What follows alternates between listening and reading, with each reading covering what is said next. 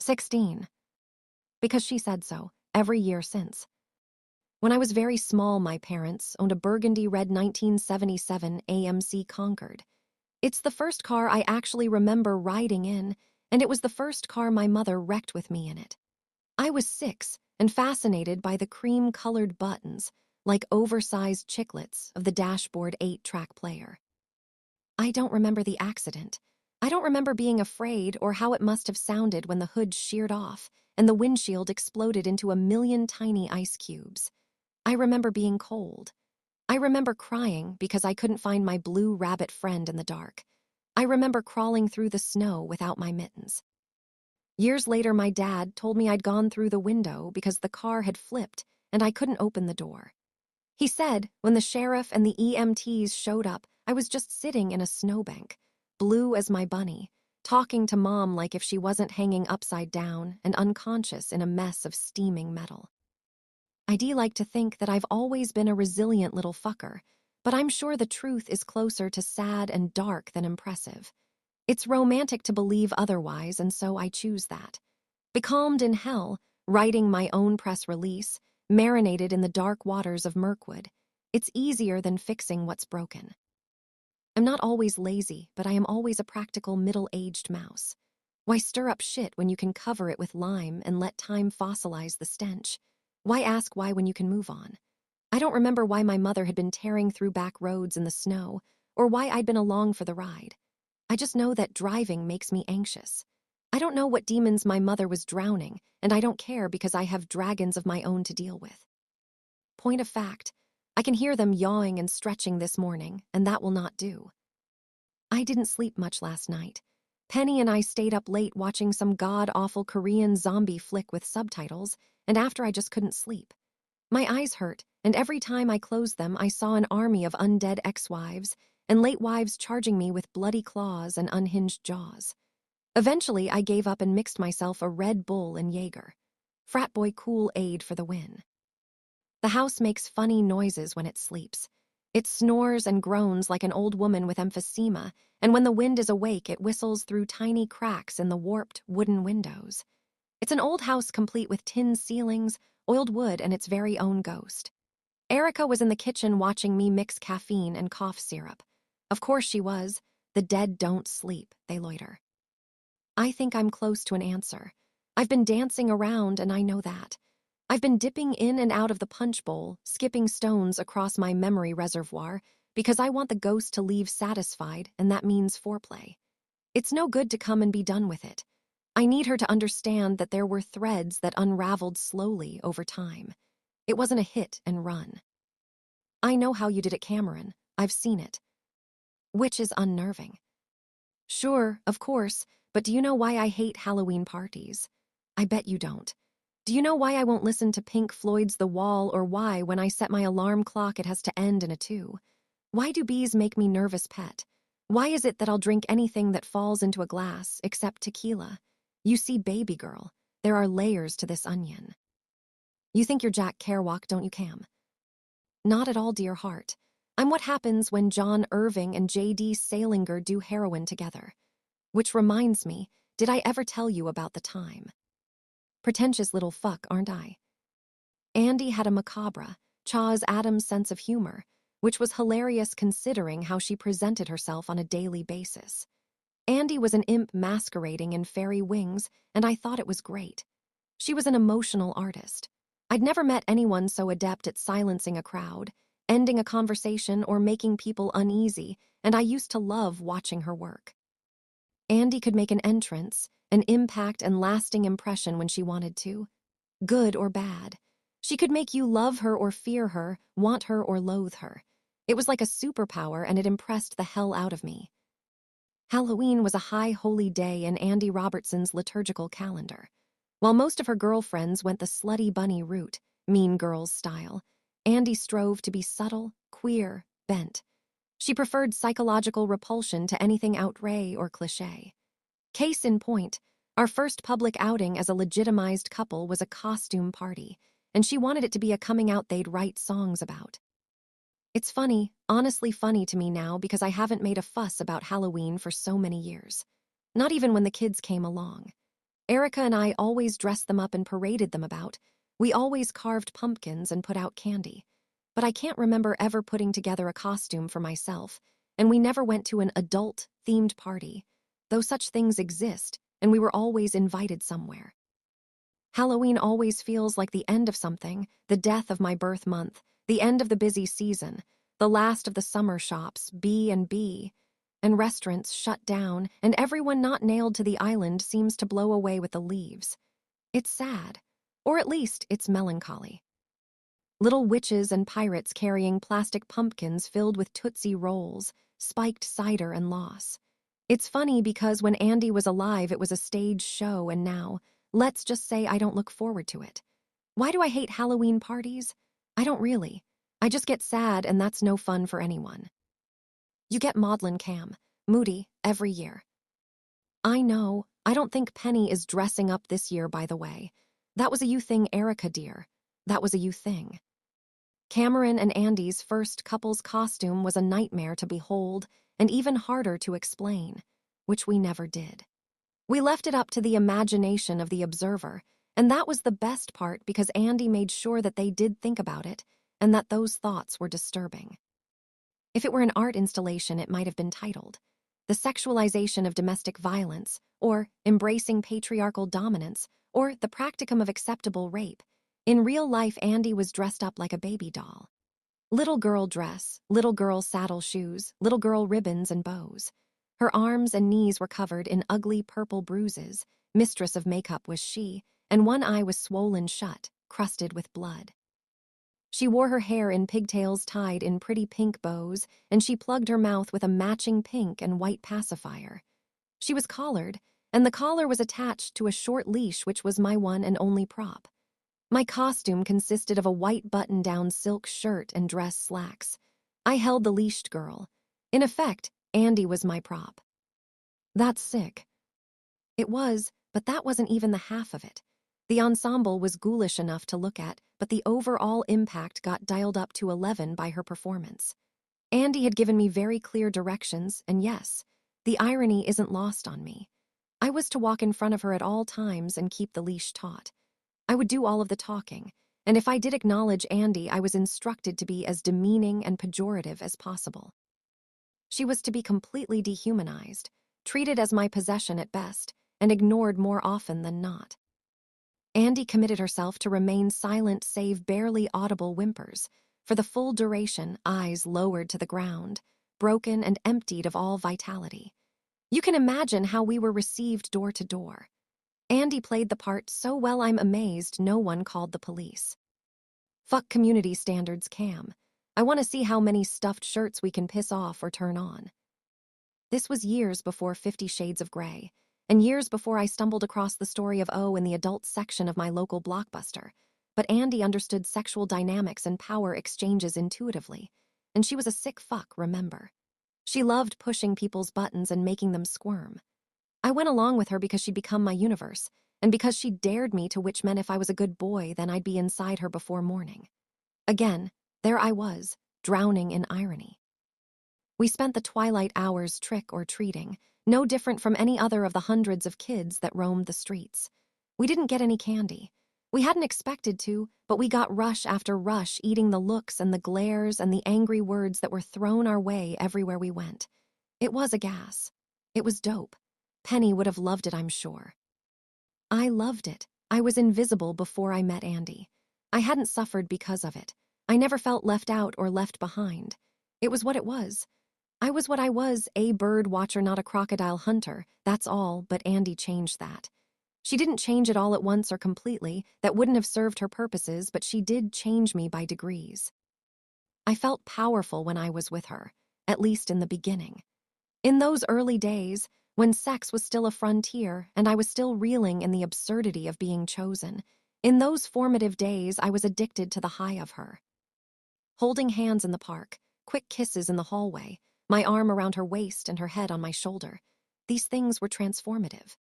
Her beneath me or on top of me or on her knees in front of me braying, invoking God, saying my name over and over again like it was a prayer, and then the set eyes and the no-nonsense words of encouragement that said, "You are worthy. You have value. You're good enough." I would have done anything for her in those days, and she knew that.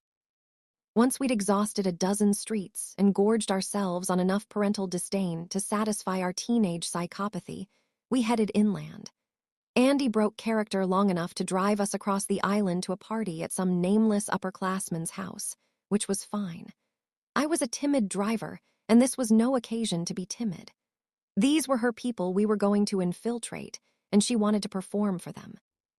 She had popped out her pacifier behind the wheel and flashed a radiant and wicked smile at me. She said, "Hit your flask, handsome. We're gonna go fetch." And she'd reached across the gear shift to squeeze my hand. She made me feel so damned strong. Looking back, I'm convinced that her primary motivation, her reason for the season, was to present me to her peers. To say, "Pay attention, assholes, Cameron is better than you and I have chosen him," that sort of thing. It was sweet in a way. She wanted me to feel worthy. She wanted me to be more because she saw something in me that was more, that was worthy. She saw it even if I didn't. Any self-worth I possessed before Andy had been a quiet thing. She wanted it to roar. So I hit my bottle and beamed right back at her. The party was spilling out of what passes for a McMansion in these parts, Hinckley Yacht Club money. We could hear sibilant bass hissing and throbbing beneath Dree and Snoop Dogg when we pulled into the driveway, and there were festive electric pumpkins and skulls lining the path to the house. The enormous house. There must have been 50 or more voices piled on top of each other, hooting and hollering, and the whole place was lit up like a jack-o'-lantern.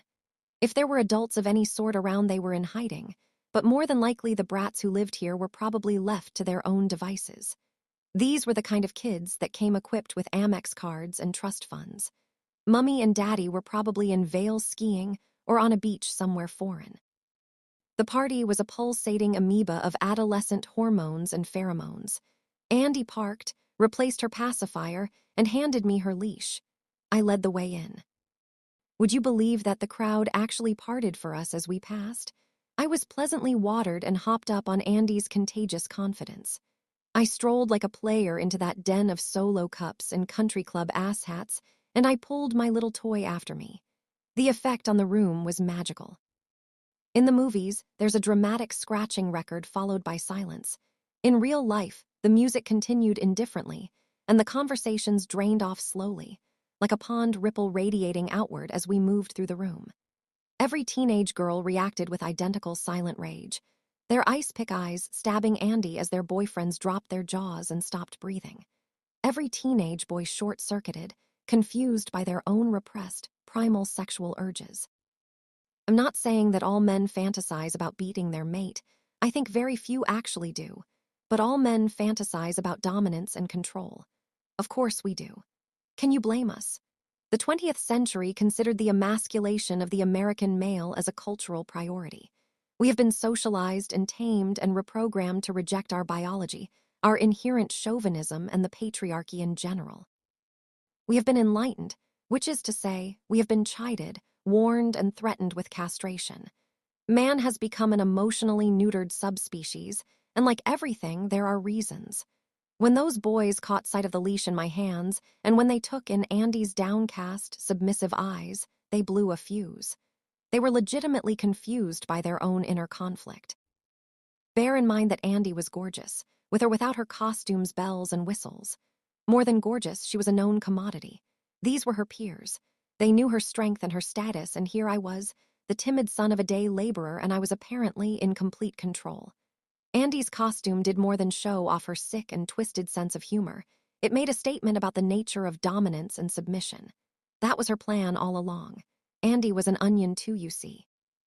The initial awe and silence lasted a pregnant moment before the crowd resumed their chittering and mingling. One very drunk vampire staggered into my face and said, "Hey, I want to be you for Halloween, buddy." And that pretty much sums up the male response to our couple's costume. Years later, when we were both at U, Maine, and comfortably settled into our his and hers patterns of behavior, Andy suggested we revisit the costume, but I'd said no. Some things happen once, and that's where they live. I had grown into my role as Andy's color guard by then, and my self-esteem had reached its plateau, so there was no need to shock our collegiate peerage in any way. Andy hadn't argued. I can't remember what we ended up doing that year. but I do remember the last Halloween party I ever attended with her. Oh, indeed. It was 6 days after our wedding, and Andy had insisted that girl come along with us. She wanted to flaunt her wedding ring and her new plaything at the same time, and so we went as a threesome, literally as well as figuratively. Andy dressed up like a gender-bent Mad Hatter, and I went as the drunken Dormouse. Aaron had, of course, been our little Alice in Wonderland. Our marriage must have seemed so boring after all that. Not at all, pet, not at all. My therapist, Heather, is convinced that I drink the way I do because of my mother's habitual drinking, that I have modeled my behavior on what I witnessed as a child. She thinks that surviving a series of car accidents when I was young has made me an anxious driver. When she found out that I'd also lost several friends to drunk drivers, she fortified her position. No doubt if she knew anything at all about my relationship with Andrea, she'd connect all sorts of dots as well because people like Heather like tidy answers that come packaged in plastic. The Heathers of the world believe in the gospel of childhood trauma. They worship at the altar of Freud. I think it's a flawed religion. I think humans are like sea roses, beautiful weeds that grow wherever their seeds fall. They survive the cold and the relentless wind.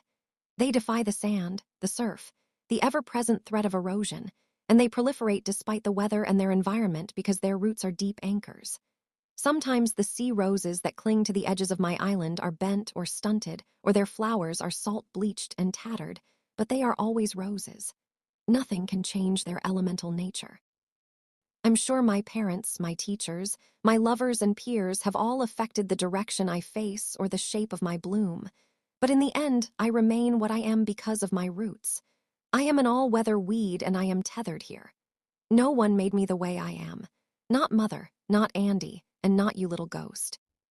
If I have allowed others to change me, then the responsibility is mine for allowing them to do it. Everything is choice, pet. Hit a chicklet, change the track. 17. Confetti and starshine. I've decided to take one last solo hike before the air is too cold to breathe and the rocks get too slippy. They do that, you know. They get icy and slick, and they hide invisible beneath an afghan of dead leaves. Dangerous. Someone could fall to their death. People fall to their deaths every year, and it's sad. Best to get my hike in now before winter shows up early and makes me a statistic. Right. Erica knows what I'm doing and she's pissed off about it, but honestly, what can she do? She's a voice. She's wind and cold steam and atmospheric pressure. She's a weight I can cast off by going outside, and so that's what I'm doing. I'm going outside. I'm going to hike up Sargent Mountain and back down again before the sun sets on the season. Fuck her. Fuck her invisible, icy, slick tongue in my ear. Just fuck. Boo is home from my sister. He came home and got busy clearing up the mess he's made in the cellar. I think he's purging, but I'm only guessing. He hasn't said one damned word to me in 2 days. When I came home from my errands today, he was moving crates filled with his pre-Casey identity into the crawl space we indulgently call the attic. It seems that PC Boo is being retired. Stay tuned to find out what comes next. Fucked if I know. There is no goddamned air in this house that hasn't been breathed and exhaled and rebreathed, and I know that there are stories left to tell, and that the telling will inflate the whole house like a zeppelin. I'm not ready to sail away, and I'm not ready to spark and catch and pull a Hindenburg. Oh, the humanity, my humanity, the sum of my moving parts on display and on trial, so let's call a recess and bathe ourselves in the cold, clean, gray light of late October in Maine. I need to breathe. I need to walk. I walk everywhere. I haven't driven a car since I was 18, and even then it was a rare occasion born of absolute necessity. Andy drove, and later Erica took over the secondary role of Cameron and crew's chauffeur. I bought them both cars, and they never complained. Both Andy and Erica liked driving, which was convenient even if it killed one of them. I do own a car. My father bought it for me when I turned 16. He bought it with the residual life insurance payout my mother had left as an inheritance. One day I came home from school, and there it was in the driveway, a 1990 Mazda Miata the color of a sunflower. He looked guilty when he handed me the keys. I don't know why. Maybe he was thinking about his own burgeoning midlife crisis.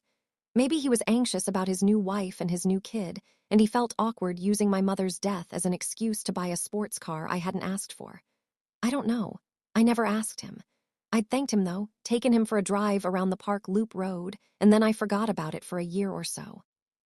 If it hurt his feelings, he never let on. My senior year, I drove it all the way to Portland, white-knuckled and teeth bared, to see a concert. Andy had been laid up with the flu, which is the only reason I'd been behind the wheel in the first place. I don't remember the band we saw, but I do remember I made a buddy of mine drive it back while I dozed in the passenger seat. I haven't driven it since. I think I left the odometer somewhere around 5,000 miles. The car sleeps under a tarp in my father's garage now, cuddled up to his riding lawnmower and his menagerie of nautical tools. I haven't bothered to see if it still runs in a decade or more, and I'm vaguely aware that it's creeping closer to becoming a classic, which is why I've kept it. I don't think I'll ever drive it again. Part of me doubts that either of my children will either, but they might, so I haven't had it scrapped.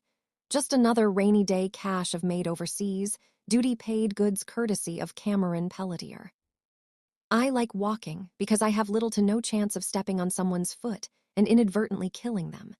I like walking because pedestrians very rarely flip over on the sidewalk and cause a fatal 20 pedestrian pileup. I like walking because I can do it when I'm pissed drunk, and the worst thing that can happen is I'll fall flat on my face, injuring no one but myself. I'm fine with hurting myself.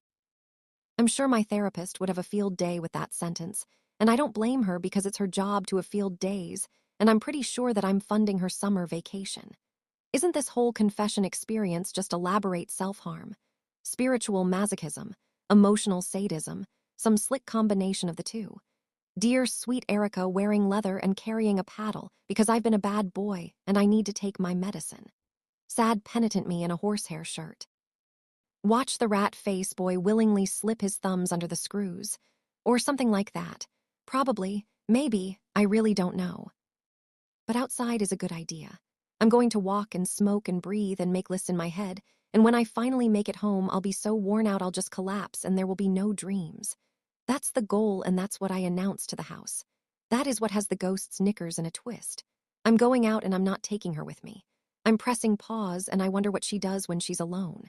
Does she have other engagements to occupy her eternity with when I'm absent? Does she haunt our children? Somehow I doubt it. I think Penny would have mentioned something if her mother was dropping by for girl talk. I think Erica is here for me alone, and isn't that special? I've been neglecting myself lately. I haven't been spending enough energy on self-care and self-preservation. I need to make a list of things to do for myself, and then do them. No, scratch that. I have a list, I just need to pin it on the wall where I can see it. Maybe I need to tape it to the mirror and cover up the fingerprints. Maybe I need to let myself cry for a while and then move on. I am in very real danger of winking out, and I'm not ready for that. There's a story I've been scratching out in between apologies and expositions. I need to finish it and figure out why I wrote it and what it means. I have a blog I've been neglecting for a month now, and despite the fact that my daughter thinks it's boring and weird, the 1,000 or so strangers who like and subscribe have been sending me emails asking if I'm okay. One of the admins of the online poetry cafe where I loiter sent me an actual letter, snail mail, wondering why I haven't been answering my emails. I have letters of my own I need to write. I need to touch base with my editor and my aging father, make sure they're both still kicking. I should probably send my sister a thank you card for offering Boo shelter. I haven't jerked off in weeks. I've been preoccupied with survival and bloodletting, drinking and damage control. I've been losing my bliss by degrees. I've stopped mourning my beloved and begun to resent her instead, and that is violence. That is poison. There is a shoulder devil on the shelf in the kitchen who likes to sigh and roll his eyes at me every time I put the kettle on. He's annoyed because, in his mind, the way out is clear. Just tell the bitch what she wants to know, Cameron, and we can back to the business of you. Just spill the proverbial beans, toss them off a cliff, and leave the body for the corvids. And when she hears that, she perks up and I hold my breath till I'm blue. Count to 10, Cameron. Get the fuck out of the house. Because she wasn't a bitch, and whatever she is now is bent and bubbled like peeling paint for reasons I can't begin to fathom, because I have no idea what death does to your take on living. To be perfectly honest, I'm still not certain she exists at all. I have to accept the possibility, however remote, that all of this is in my head. Heather would love that. I need to climb a rock and stare into a naked horizon for a while. I need to breathe. The entire history of me is becoming a confused mashup of memories, and the fiction I've create to fill in the blanks when memories fail or age themselves out into myth and legend. I'm not sure how real or how accurate any of these stories I'm telling are, and I'm not sure if it matters. I remember reading that a man can only carry so many pictures in his pocket, and that every experience has an expiration date. If that's true, if I'm creating the narrative, piecing it together from the wisps and splinters that haven't settled into dust quite yet, then that means that I'm nothing more than a character in one of my hackneyed novels. I can't decide if that's good or bad, and not being able to decide is bothering me. Am I real Erica? Is any of this true? I called a cab to take me into the park and drop me off on the side of the road. I could have driven. I could have walked a mile to my dad's, lifted the tarp, and revved up the sunflower, but I didn't. I could have knocked on the old man's door and presented myself as the prodigal son, shared actual words in his den instead of cursing myself for not making a phone call, but I didn't. I could have borrowed his truck if the Mazda wouldn't rally or asked him for a ride, but I didn't do either of those things because I look and smell and feel like freeze-dried hell on a stick. I didn't because my father can see through me, and he'd ask me if I was getting on all right. Heads up, I'm not. I called a cab because cabs are almost anonymous. Cab drivers are masters of discretion. I need discretion, I think. Anonymity. Small towns are made of eyes and ears and whispers after all, and I don't want to draw attention to myself. I just want air. I want to pay the driver and make as little conversation as possible. There's nothing strange about a man my age taking a hike. Point of fact, it's on the list of approved activities for a widower in recovery mode. I can hear them jawing. There's nothing strange about Cam Pelletier stepping out on his own. 'Bout time too, poor fella. There's been a cloud on that house since his wife passed, and now he's got 2 kids to chase after all by hisself, though the boy's almost grown, I guess. He's a bit queer, you know. It's no wonder he drinks like he do. Lost his mother young too. Course James married again lickety-split. Probably had that one all warmed up and ready to go cause. She moved in right quick and caught pregnant, but that's none of my business. Sargent Mountain is a glorified hill with one steep face and one long, gradual ramp that leads down to the Sound on the other side. I tell my knees they can handle the ascent, and I promise them that I'll take my time going down. I tell myself that I'll take it easy and that I'll take my time because I have nowhere I need to be.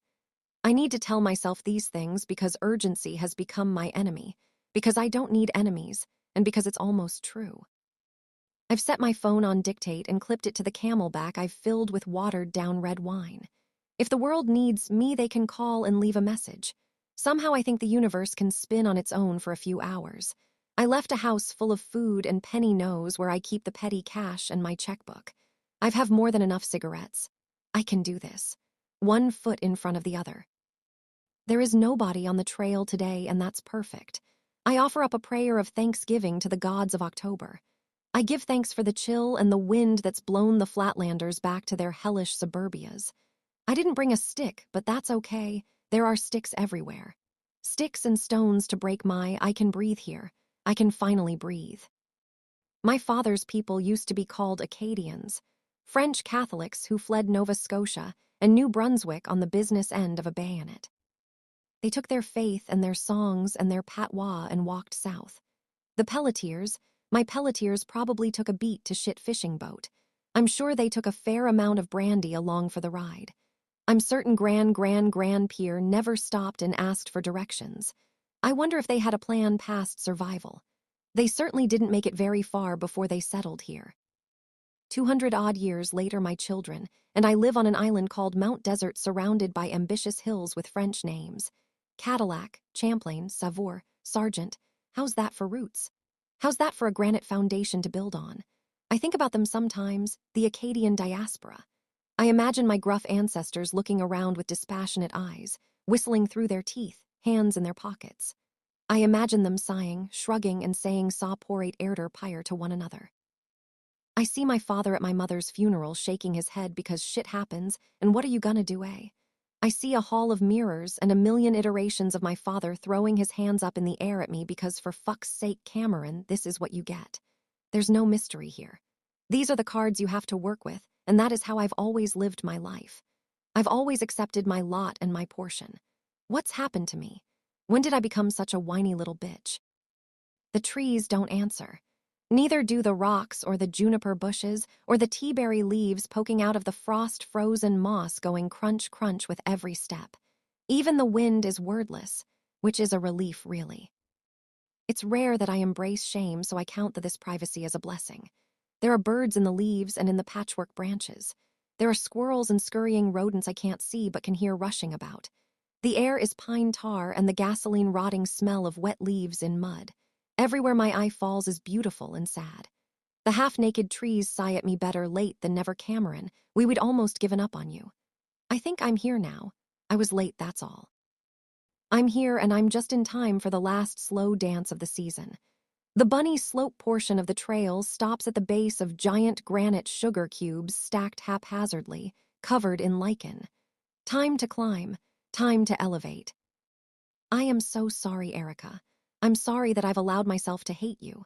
You deserve better. You've always deserved better than the crumbs that fell from my pockets. I was so damned broken when you found me, and I never told you why, and you never asked. You just loved me. You took what I had left and you made do, and Christ, I miss you. I'm crying and the sweat is pouring down my face and it stings and I can't see for shit, but this is what I deserve and this is what I need. This is why I came here today.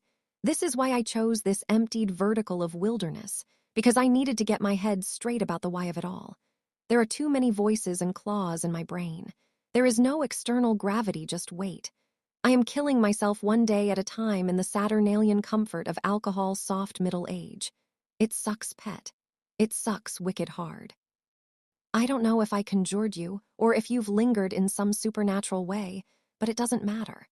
I've been making a mockery of the lies and the boxed-up bits of my life because I'm too damned scared to go forward without you, and it's easier to make you the enemy. It's easier to be angry at you than at myself. Fuck, it's hard to climb blind. I used to make this climb all the time when I was a kid. This one, and dozens of others like it, hand over hand, bared fingers against the rocks gripping, pulling myself up into the open air. I was half mad and unconsciously suicidal. I must have been. I must be all in mad now to tempt fate with my old man bones and second-hand reflexes. I can't tell. I can't tell if I have a death wish or if I'm immortal here. I know that if I just keep going, the cliff will level off and there will be one hell of a view. I know that if I just keep going, there will be peace. I believe that, Erica. It's the only thing that's keeping me glued to this rock. My fingers hurt. They're too soft. The sun is invisible white behind a solid wall of colorless clouds. It's bright without direction or shape, omnipresent and emotionless. There are no tall trees here. I've left them sub-level, but there are rugged olive-green bushes all around me growing out of the rock face. Dense, prickly, unfriendly things with poisonous white berries. I have no idea what they're called, and it occurs to me how strange that is. I'm not even sure if they're poisonous, I just assume so, and that also strikes me as strange. Where did I pick that up? Did someone point it out to me, or did I just make it up? How many of my facts are really just lazy assumptions or second-hand intel taken on faith? Good question, Cam. Bad timing, Google it later. This is why you shouldn't pound wine and free-climb pseudo-mountains when you're feeling lost and alone. You get distracted by dangerous minutiae. I wish I could whistle, but it's too damned cold and my lungs are burning. Also, I can't whistle. Just a few more meters. I can see the ledge if I look up through my sweaty curls. Sometimes I hum. Sometimes I talk or sing in my sleep. It used to drive Andy crazy. I mentioned it to Heather once, in a conversation about sleep habits and bad dreams. I told her that I didn't have any evidence of the phenomena now that Erica was gone, and she'd asked me if the children had ever heard me sing in my sleep.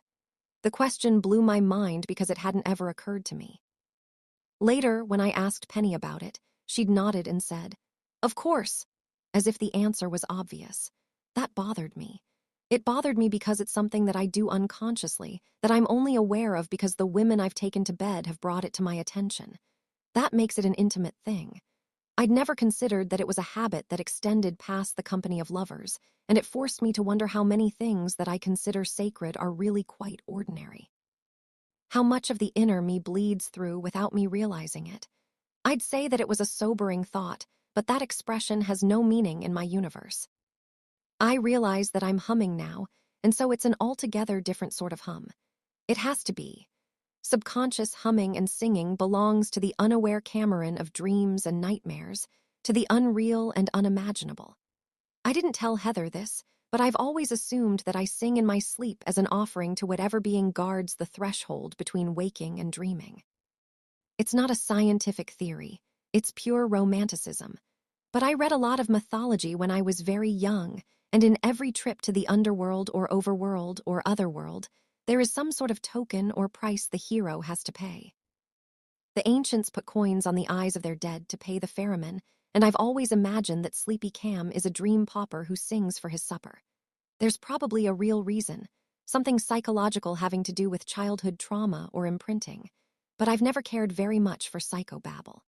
I don't do horoscopes or antidepressants. I don't believe in orgone or crystals or Reich energy or past lives, and I certainly don't buy into anything even remotely Dianetic. Psychology is just the respectable face we paint on alchemy and numerology. It's a lot like its brother meteorology. We all know there's an altar covered in goat's blood outside the TV studio. We know there's a dartboard in the weather guy's office.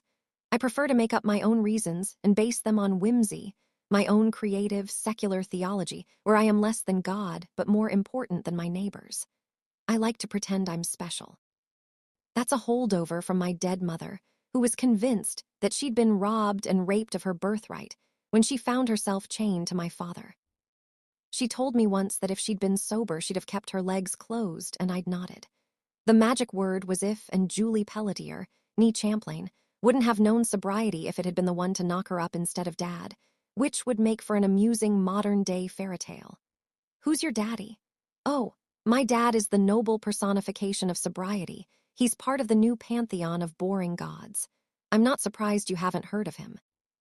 So I hum and I sing in my sleep, and let's face it, I have no idea why.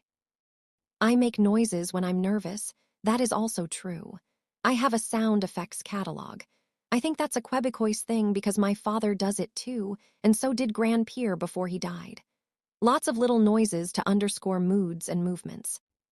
I'm humming now, not because I'm drifting into dream, but because I'm climbing into a sacred and terrifying place.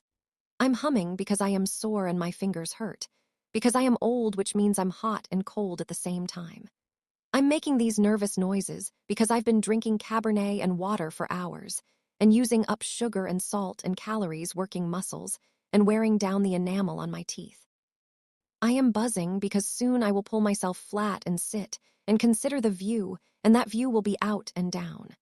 Out, across the bay towards the mainland, and down.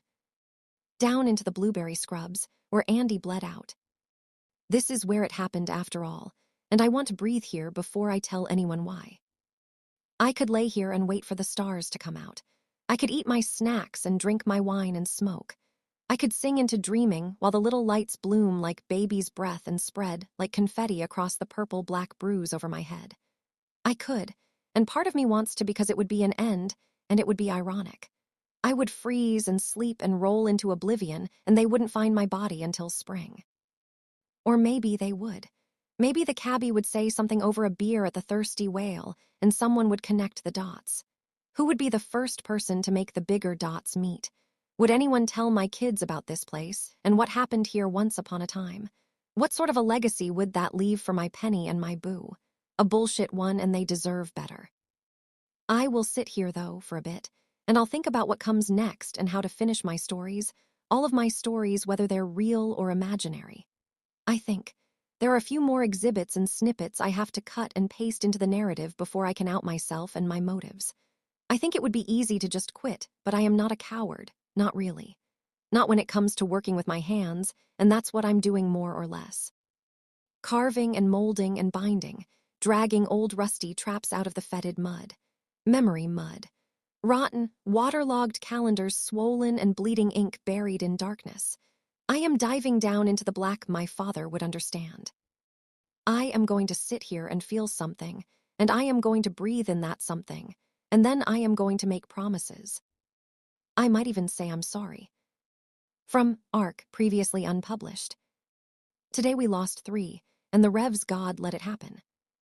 I don't remember falling asleep or waking up, but I remember the carrot and the Rev and the pixie pirate dancing around in a circle like a scene from a Golden Age musical without music. I remember thinking how funny it was, like a puppet show. Drunken marionettes sick with sores and dried skin, and loose teeth rattling, and ever so angry and stubborn like 6-year-olds at bedtime. And I dropped a bottle and their circle smashed, and the carrot flared and then nothing till now. Upright at the bar and Deirdre is weepy again, and the Rev is in rare form indeed. And I saw a mighty angel proclaiming in a loud voice, who is worthy to break the seals and open the scroll. But no one in heaven or on earth or under the earth could open the scroll or even look inside it. I wept and wept because no one was found who was worthy to open the scroll or look inside. Then one of the elders said to me, "Do not weep. See, the Lion of the tribe of Judah, the Root of David, has triumphed. He is able to open the scroll and its 7 seals." Stomping and praying as loud as 76 trombones back and forth, and underscored by the relentless thrum rain against a tin roof. Behold, I raise my hands and flap like a scarecrow. I am making all things new. And the Rev is on top of me before I can say Jack Daniels. "Do not blaspheme, you." "You what?" I cut him right the fuck off. "What am I, Rev? I know you. We're the same Reverend what's your name.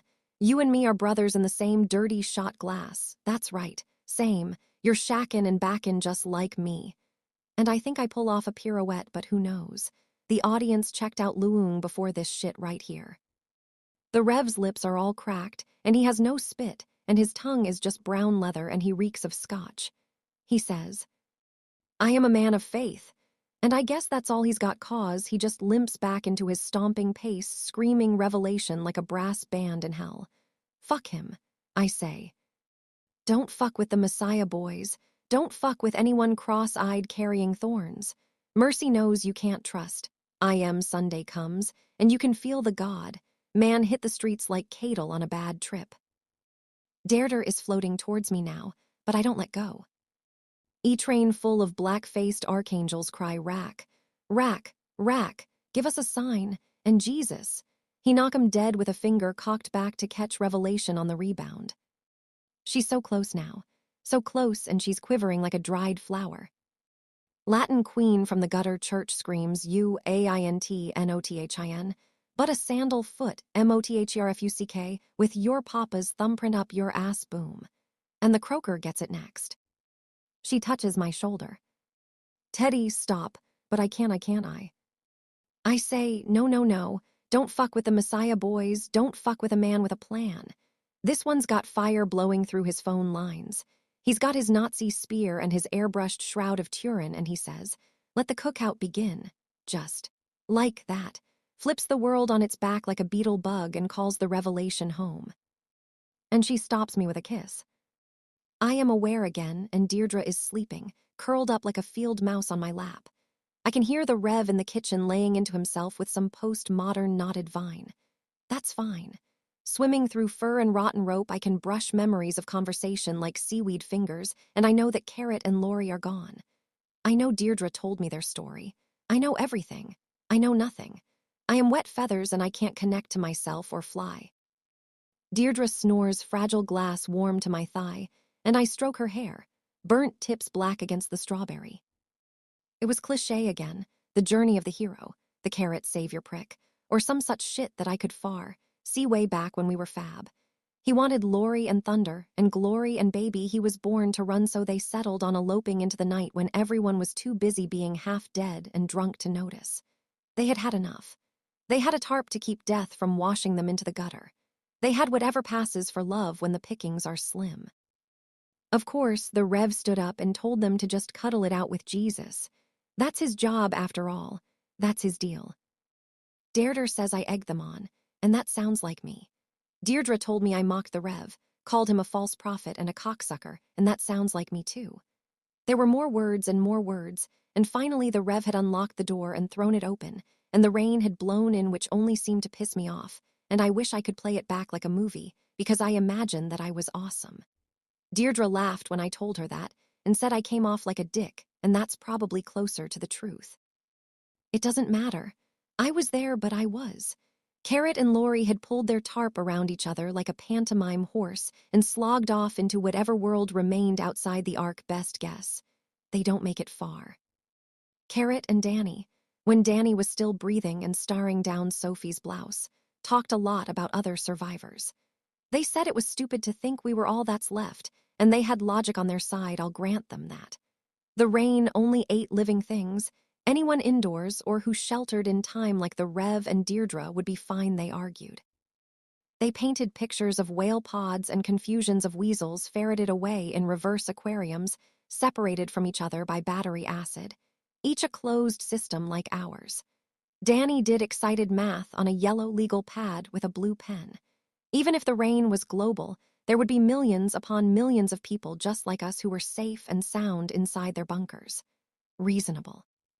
Sure, so we all listened and nodded because it made sense, but the Rev knew better, and so did I. There was only one ark when the deep broke free, and only enough grace for one man's family. It couldn't be any other way. We are the last, and this is our purgatory, and judgment is coming. It came for Danny when his heart gave up, and it came for Carrot and Lori when they linked hands and gave themselves to the rain. Everyone place your bets, dealers. Choice play. To win anything goes, roll the dice, you decide. But I have my little theories. And Lori knows how Jeremy feels about her. She's always known, and it used to be cute like a puppy and safe cause. She was off the market, and he was just Jeremy at work, and it made her feel pretty when he looked at her, and that was nice too. But this is not the same, and she feels guilty because she doesn't love him. And it doesn't matter that Robert was in the garden when she left for work, because she doesn't mind that he's dead cause. She's already cried him out and talked to a lawyer in Portland.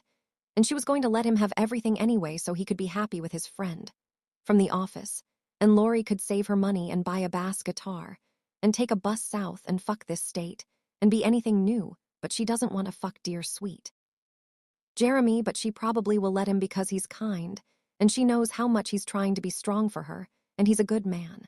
She hates how shallow she is. She hates that she knows herself, and she hates that when her friends piled their pity on poor little Lori that she hated them for it.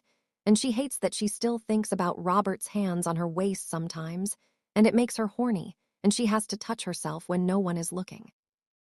Jeremy's eyes are so focused, and he tells her they need to leave, escape, find shelter elsewhere or somewhere, and others like us.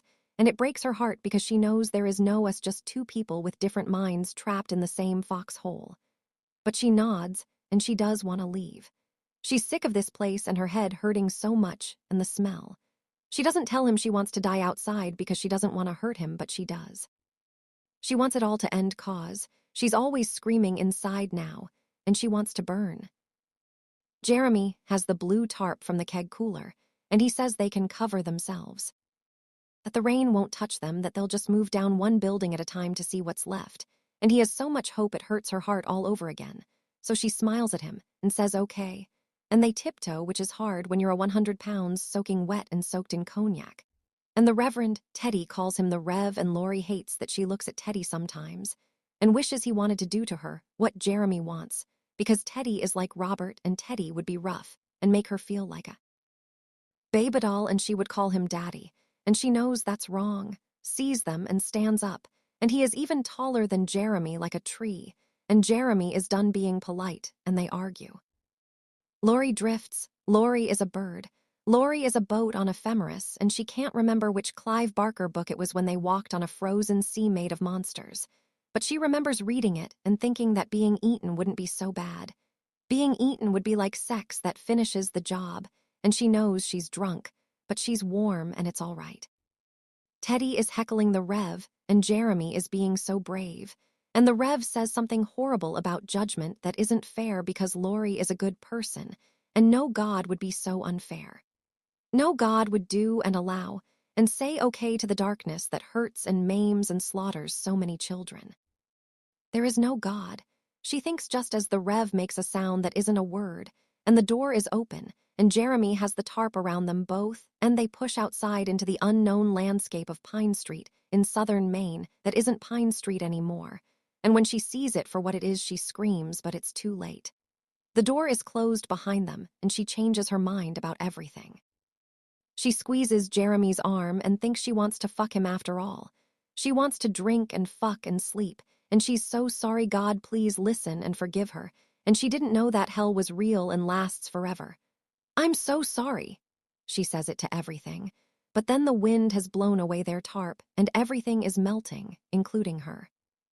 Dater stirs and then settles back into a ball, and my legs are painful pins, but I'm not strong enough to lift her without dropping her, so I sit. Sophie is suddenly close to the shuttered windows, one hand raised, almost touching it, empty bottle of Grey Goose in the other. She is completely naked, and it occurs to me that I'm losing more cohesion than I thought. My eyes are losing frames as if the projectionist behind them is as drunk as I am. Fuck you, brain, I think. Not so damn quick now, are you? Sophie had stood and stripped and passed right through my line of sight, and somehow I missed it all. Which is a shame, really. Sophie, do you work out? Because she's beautiful and insane and glowing like an oracle in Greek tragedy. I have no words, and I'm the only one who can see her. She's talking to herself or someone, and it's maddening because I can't hear her clear enough to pick out meaning or context. Everything is instantly sacred. She's a deer and it's 4 a.m. and I'm on the porch smoking, and if I move or breathe, she'll break. Crystalline paralysis. Until it's not. Her hand blurs. Nothing is slow motion. Everything is on PCP and speed, and she smashes the bottle against the windowsill casually. And I think she's smiling, and I think she's singing, and I can almost hear the words. Sophie drags the jagged edge of the bottle across her throat and shatters like a porcelain doll. Free at last. 18. Catholic school boy blue. Religion is an odd game in my family, and when I say family, what I really mean is the family that came before me and culminated in me. The kids that Erica and I unleashed upon the world have no religion past their baptismal names. Things were different when I was small.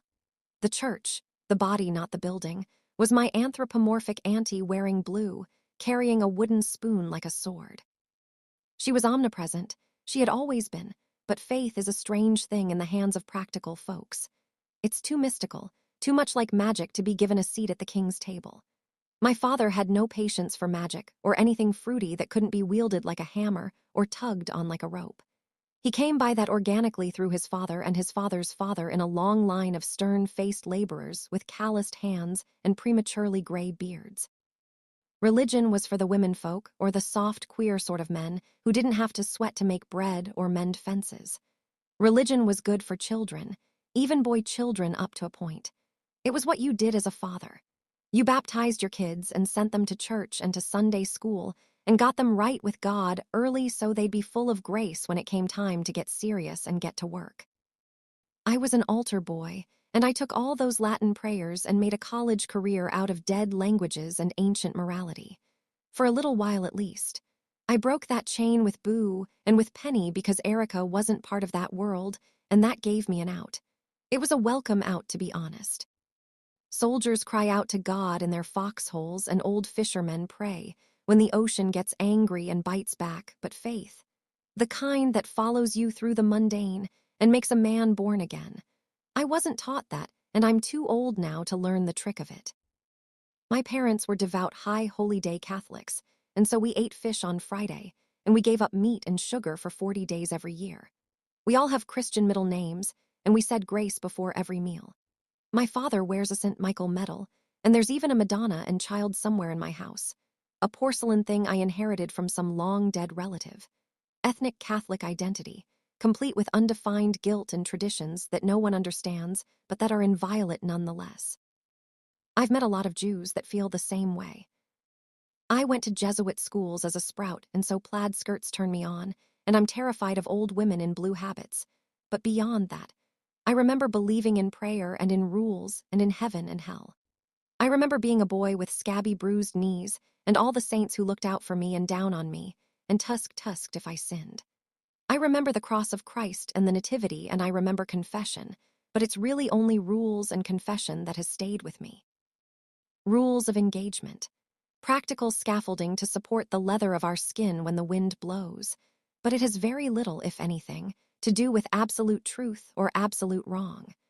I haven't believed in any sort of objective good or evil in a very long time, but I do believe in patterns and the power inherent in form. That's how I sleep at night with adultery and debasement and murder beneath my belt. I'm not sure if I am a good man because I'm not certain good men actually exist. Certainly the scripture I cut my teeth on claims there isn't one righteous man among us. Not one. It's in the book. But I took Andy to church. I did. I presented her, you might say, as an offering to the idea of a God I believed in, if not God himself. It was my father's idea, and I was a good son, if not a good man. James Pelletier, archetype of every man that he was uncomfortable with me running around with a girl unchecked. He was uncomfortable because my mother was dead, and he hadn't seen that coming. Being a single father of a teenage boy hadn't been in the contract he'd signed when Julie Champlain had given him her ultimatum. Marry me or my father will kill you had been the first clause, I believe, followed by, I will raise the boy so long as you pay for everything. James had paid, and now here he was without her to finish her end of the deal. My father is a very solid man. He isn't tender, but he is kind, and when he was uncomfortable, he became timid, which could be adorable. It could also make everyone around him nervous, the way seeing a cart horse in a room filled with delicate glass might make you nervous. My father was not designed to hold teacups. He was not built for lace-making. Julie had managed to nail him down into position, but he was never fully domesticated. In her absence, he relied on school and the church to domesticate me. He told me, "You should bring that Robertson girl to church if you're serious," which was code for if you're fucking her. I was, so I did, and the old man was pleased. Andy was bemused by the concept of church. Her family worshipped science and reason. Those were the altars where Mr. Robertson had nailed his shingle and made his mint. They were a family of highly educated patricians. Her father had some sort of big deal research position at the Jackson Lab, and her mother was a philanthropist, whatever that means. Mrs. Robertson had gone to Vassar and was fond of slipping that historical fact into casual conversation. I remember telling her that my parents had met in the army during Vietnam when they were both 19, and that I'd been born overseas. I remember thinking that might make me seem more exotic and therefore interesting. It didn't. Mr. and Mrs. Robertson were Johnson-era Democrats, and they'd protested the war machine from the safety of their ivy-walled bunkers. I once remarked how it was Nixon who'd ended the war where my father earned his Purple Heart and killed an entire evening of dinner conversation. I was the son of a soldier-turned-fisherman, a Catholic, and a Republican. Oh yeah, I impressed the hell out of them. Both her mother and father accepted me into their house, the way you might take in a stray dog who may or may not have all his shots. Andy loved the effect dadding me had on them. She reveled in slumming it with me, and when I suggested she come to Mass with me, she'd wasted no time in telling her folks how excited she was to take part in the French Catholic experience. I'm sure they were inwardly apoplectic. Once, early in our courtship, Andy had come home reeking of whiskey and cigarette smoke, and Mrs. Robertson had wept. Actually wept.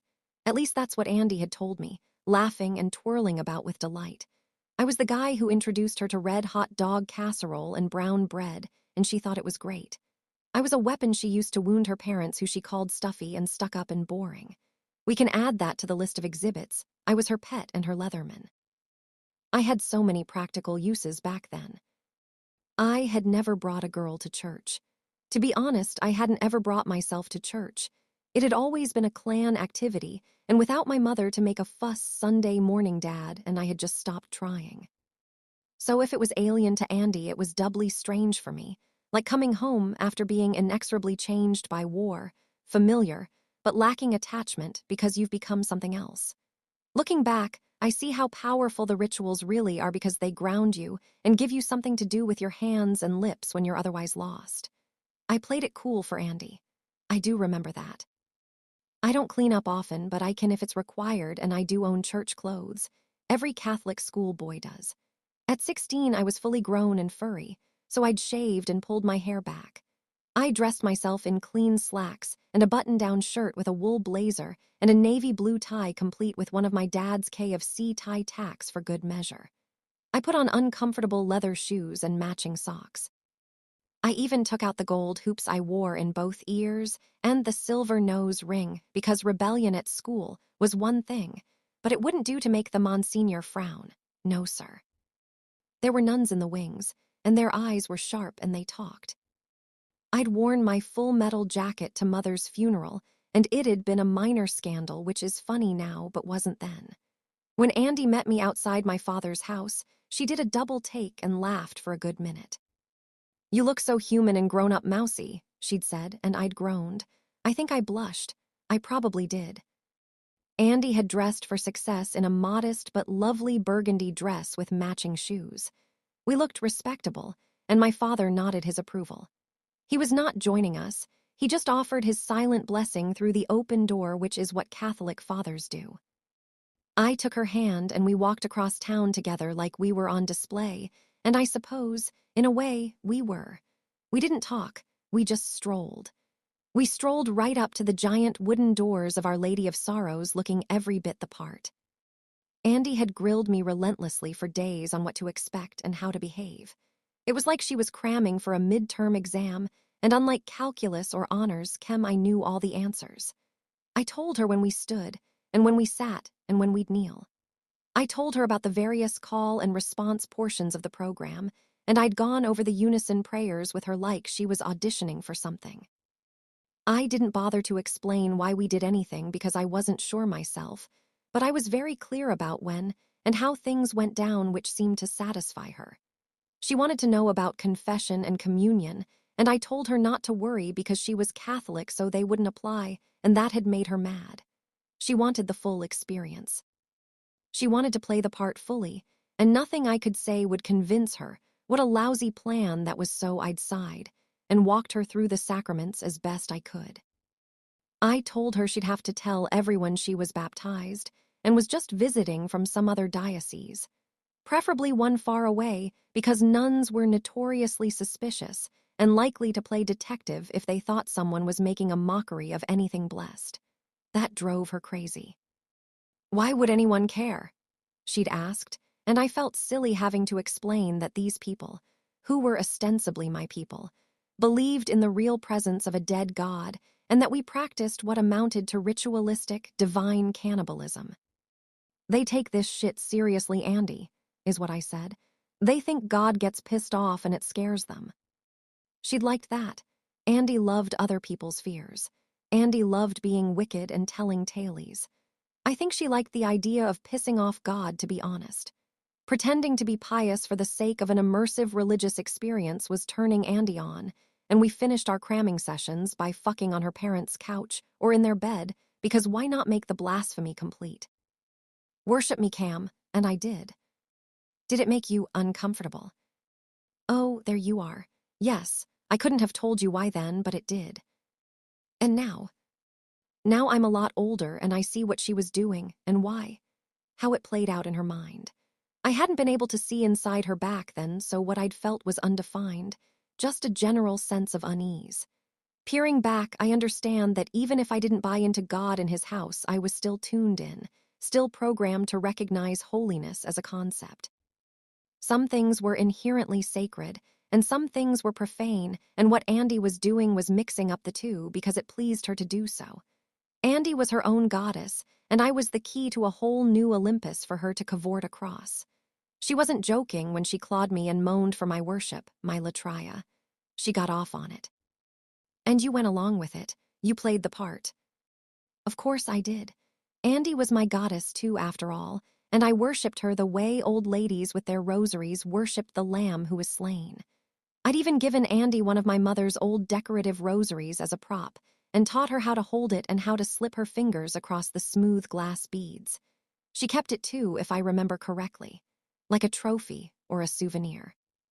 I used to have dreams that she was the star slut of John's apocalypse, and that the nations showered her with semen while I watched. They weren't unpleasant dreams. Mass was at 10, but Andy wanted to give her first confession, so we arrived in silence at 8 and took seats outside the nave where Father Marcel sat in his ornate wooden cupboard. Andy's eyes were electrically charged and expectant the moment we crossed the threshold and dipped our fingers in the fount to mark ourselves among the faithful. She leaned into me at one point and whispered, "Daddy, I've been a bad girl." stabbing my ear with her tongue and grinning like a Cheshire cat. I can honestly say I'd never been horny in church before, but it seemed there was a first time for everything. I'd frowned regardless and reminded her that priests were celibate and chaste, and that it was. "Forgive me, Father, for I have sinned for the love of God," and she'd nodded, feigning submission, which only turned me on more. "Yes, Daddy Mouse," she'd said, lowering her eyes and turning to face the confessional booth. She smoothed out her dress. I imagined I could hear her heart beating hot and vital. When it was her turn, she gave my cheek a chaste, sisterly kiss and slipped behind the curtain without a word or a backwards glance in my direction. She never told me what she'd said to the aged priest that day, no matter how many times I begged her to fill me in. "Use your imagination, Cam," was all she'd ever say, and Lord knows I did. I've never lacked imagination. "What do you think happened?" Good question. There's a big difference between what I want to believe and what I'm pretty sure actually happened in that sacred slice of spacetime. The lousy poet who watches too much porn wants to believe that she rattled Father Marcel's cage by ruffling her feathers. The hack who writes adolescent dystopia and who thinks vampire fan fiction is art imagines a deleted scene from The Exorcist complete with shit-pissing terror. What Cameron, the pragmatic father of two who sells flash fiction and stars smut for a living, thinks she felt suddenly small and offered up an authentic apology for any number of her self-aware sins. I think the gravity of the confessional got to her, and she never told me because it embarrassed her. That would fit everything I know about both her and the atmosphere inside a sin cupboard. You think she was humbled? I don't think humbled is the right word. I think she was probably scared, and the panic of unexpectedly being afraid shut her up, derailed whatever mischief she intended, which would have been subtle anyway. This was a long con, not a stop and go. This was an all-you-can-eat buffet. I think, looking back with wiser eyes, that the first bite may have been more bitter herb than sugar candy, and Andy hated surprises. She was Bugs Bunny, remember? The embodiment of control. I think it shook her because for a moment she was small. It doesn't matter, though. It didn't matter because she recovered in an eye blink, her endgame intact. She left the booth solid and contained and resolute. The song played on. Andy sat down and motioned that the confessional was all mine, but I shook my head. I was all set.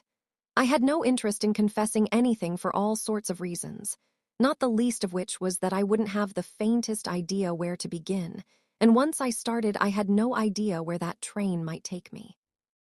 How do you tell the priest who buried your mother that you were filled with blood and wanted nothing more than to defile the altar by bending your teenage Artemis over its linens and filling her with your seminal prayers? How do you face the crucified visage of Christ and shrug off his sacrifice because her pussy has made you into a born-again pagan? Faith or no faith, the act of contrition itself has a power all its own, and that power can really bring you down. So we sat. We sat in complete twitching, silence, not touching or making eye contact, suspended in the collective quiet of strangers doing the exact same thing. I could hear the dozen or so people in the pews around us breathing, fidgeting, praying, preparing their hearts to receive the gospel and whatever Care Bear stare they came here for. I'm not cynical enough to believe that everyone is as empty as I am when it comes to the religious experience. I don't actually think that everyone is faking it to make it, and to fair, I'm not even sure I'm not missing the proverbial fishing boat altogether. It's entirely possible that I'm blowing Pascal's wager and the nuns were right. I could be damned. I could be on a short bus to hell right now, and the penitents that flanked us might have been on the dean's list. Here comes St. Peter, and everyone on this side of the rope gets fast-tracked to the champagne room for angelic lap dances and shots of ambrosia. Everyone but me. Of course, Andy wouldn't make the cut either. Not that such knowledge makes anything any better. You never told me any of this, Cam. You never brought me to church or talked about faith. I don't understand what you saw or felt. SHHH pet, be still. There is beauty in the pageantry of a Catholic Mass, and the aesthetic appeals to me, especially when the rote kicks in and everyone is synchronized. It's a lot like the raves Andy and I went to on spring break when everyone was high on X and the DJ was a master beater. Congregation, a single organism made of many, chanting in unison, making sacred gestures. There's a definite groove to it, and because I was raised in it, it was a groove I knew. Andy did not. The whole arc of the Mass blew Andy's uninitiated mind, and she trembled a little. It was cute. She was losing her religious virginity, and this time I was the one who knew what I was doing. Seeing it through her eyes, it was a carnival, otherworldly and alien in its holy choreography. We stood for the procession of ornamental totems and relics. We sang ancient refrains in long-dead languages, and there were chimes and bells and censers of cloying smoke rising above candle flames wrapped in brass and gold filigree. The high priest with his staff invoked the sacred litany of Titans in the name of the demiurge, and we sang Agnus Dei, Holy is the Lamb. We knelt before an altar and received food from heaven, the blood and flesh of God. When Andy opened her mouth and closed her eyes, I saw the pink serpent of her tongue quiver in anticipation, and it was exhilarating because it was blasphemous. I didn't have to do anything but let it happen. I watched, and I saw Cute evolve into a mewling succubus covered in cunt honey and blood, chewing, swallowing, and so goddamned alive. It was electric and wrong, and then it was over. Andy lowered her head and whispered a silent amen. We took our seats. Changed. I don't know who you are, Cam. I don't. I am nothing, pet. I am nothing but a cracked mirror. I never gave you these pieces of me because that boy died with Andy. That boy died heaving and blowing spit across wind-chapped lips while she bled, twitching and bent. You want to know why? What does why even mean when all the players are long dead and buried? I never brought you to church because I never went back to see my own ghost frozen in time. I closed that door, dear heart. I slammed it shut. Listen, it's what you want. It's coming. What happened after the Mass ended was not cute, and nothing that followed the mid-game high felt good at all. I'd say it was our karma, but Catholic school boys don't believe in karma, so I guess it was just the tax man come to collect those pesky wages of sin. Once we got going, the ride was familiar and pleasant like a warm wave, but when the music stops, well, that's when hell breaks loose. The priest intoned his benediction, and when everyone stood to fuss with their coats, Andy had looked at me expectantly. What now? And I'd shrugged because the fat guy in a dress had sung, which means you can loosen your tie, and tie one on according to the Pelletier gospel. I was coming down off the ledge into the reality of my too tight pants. We go home, is what I said. Andy protested. The guy who took our money said there was coffee and lunch in the parish house. What's that all about? Something we don't do, Andy, is what I almost said. Bad idea, Jeans, is what I thought to myself. What I actually said was, some of the church ladies put on a luncheon after Mass in the parish hall. It's not mandatory. We didn't buy a ticket or anything. That was just the collection plate. What I didn't tell her was that church suppers were something the Pelletiers avoided like the plague. For one thing, they were dry events, and the late, great Julie Pelletier's threshold for sober socialization was notoriously low. My father wasn't a heavy drinker by her standards, but he loathed small talk and gossip, so on the rare occasions he did venture to church, he escaped as soon as possible. Which is where I was. Another thing I kept to myself was the knowledge that neither of my parents were particularly well-liked by our local branch of Old Guard Catholics. They had their reasons, most of which had to do with my mother's habit of speaking her mind and my father's inability or unwillingness to prevent her from doing so. Neither my mother or my father much cared what other people thought of them, which is an inherited trait, and they weren't the sort of people to linger where they weren't welcome. The end result was we didn't do the after-party. We came, we did the hokey-pokey, ate the cracker, and then we split without making a fuss. The only time I'd ever attended a church supper was after my mother's funeral mass, and that had been a surreal and unpleasant experience for everyone involved. My father standing in the corner, looking at his feet the whole time, while a shell-shocked version of last year's Cameron had endured a lot of kind-hearted lies. I was in no hurry to make a repeat appearance. I remember there had been an inordinate amount of Jell-O and pitchers of pre-made instant coffee and bullshit. Bullshit dressed up in Sunday's best. I told Andy I'd rather get home and climb on top of her, which was true enough, but she shook her head no, emphatically. She wanted to check it out. She wanted total immersion, and she'd go without me if she had to. The idea of Andy alone in a room with the elders of the congregation made me nauseous. I think that was the first time I consciously realized that I didn't trust her as far as I could throw her. I think that was the moment I first saw the reflection of my Oedipal complex in her eyes. I said, fine, as long as it was a quick in and out which had made her laugh. I told her was serious, and she lied through her teeth. Just a quick peek, Mousy, then you can do what you want to me. Anything you want. Which was as much of a catchphrase and ignition switch as go fetch in the secret language of the Andy/Cameron chimera. Sex, even the promise of sex, makes us stupid, and anything you want is an incantation that can eradicate the illusion of self-control and preservation. I'm not ashamed of my humanity, but there are days when I question man's so-called superiority over the beasts of the field. Was she really that? Andy was the first, and yes, she was. Andy was a unicorn, and that doesn't diminish you at all. So please. Children, and we were still children, have a strange effect on the wrinkled and graying denizens of New England parish halls. Conversations didn't stop, but they slowed down. Feathers rustled and roomy eyes blinked through a slideshow of conflicted emotions when we walked through. Initially, there were bemused grins, caught off guard, unexpected surprise faces that drained into the mild anxiety and mild fear that everyone over a certain age seems to have of the up-and-coming generation. It's not quite a what are they doing here face, but it's close. It's not their fault. There are fewer and fewer young faces in the church crowd every year, and those that do come are usually dragged there by their parents or by tragedy. I was drawn there by my father's sadness and by the promise of sexual gymnastics, which is not a noble set of reasons. Mistrust mingles and mixes with nostalgia and timid hope for a return to better days, and that makes the old guard twittery and scatter-tongued. The phenomenon has always made me mildly nauseous. Andy seemed immune.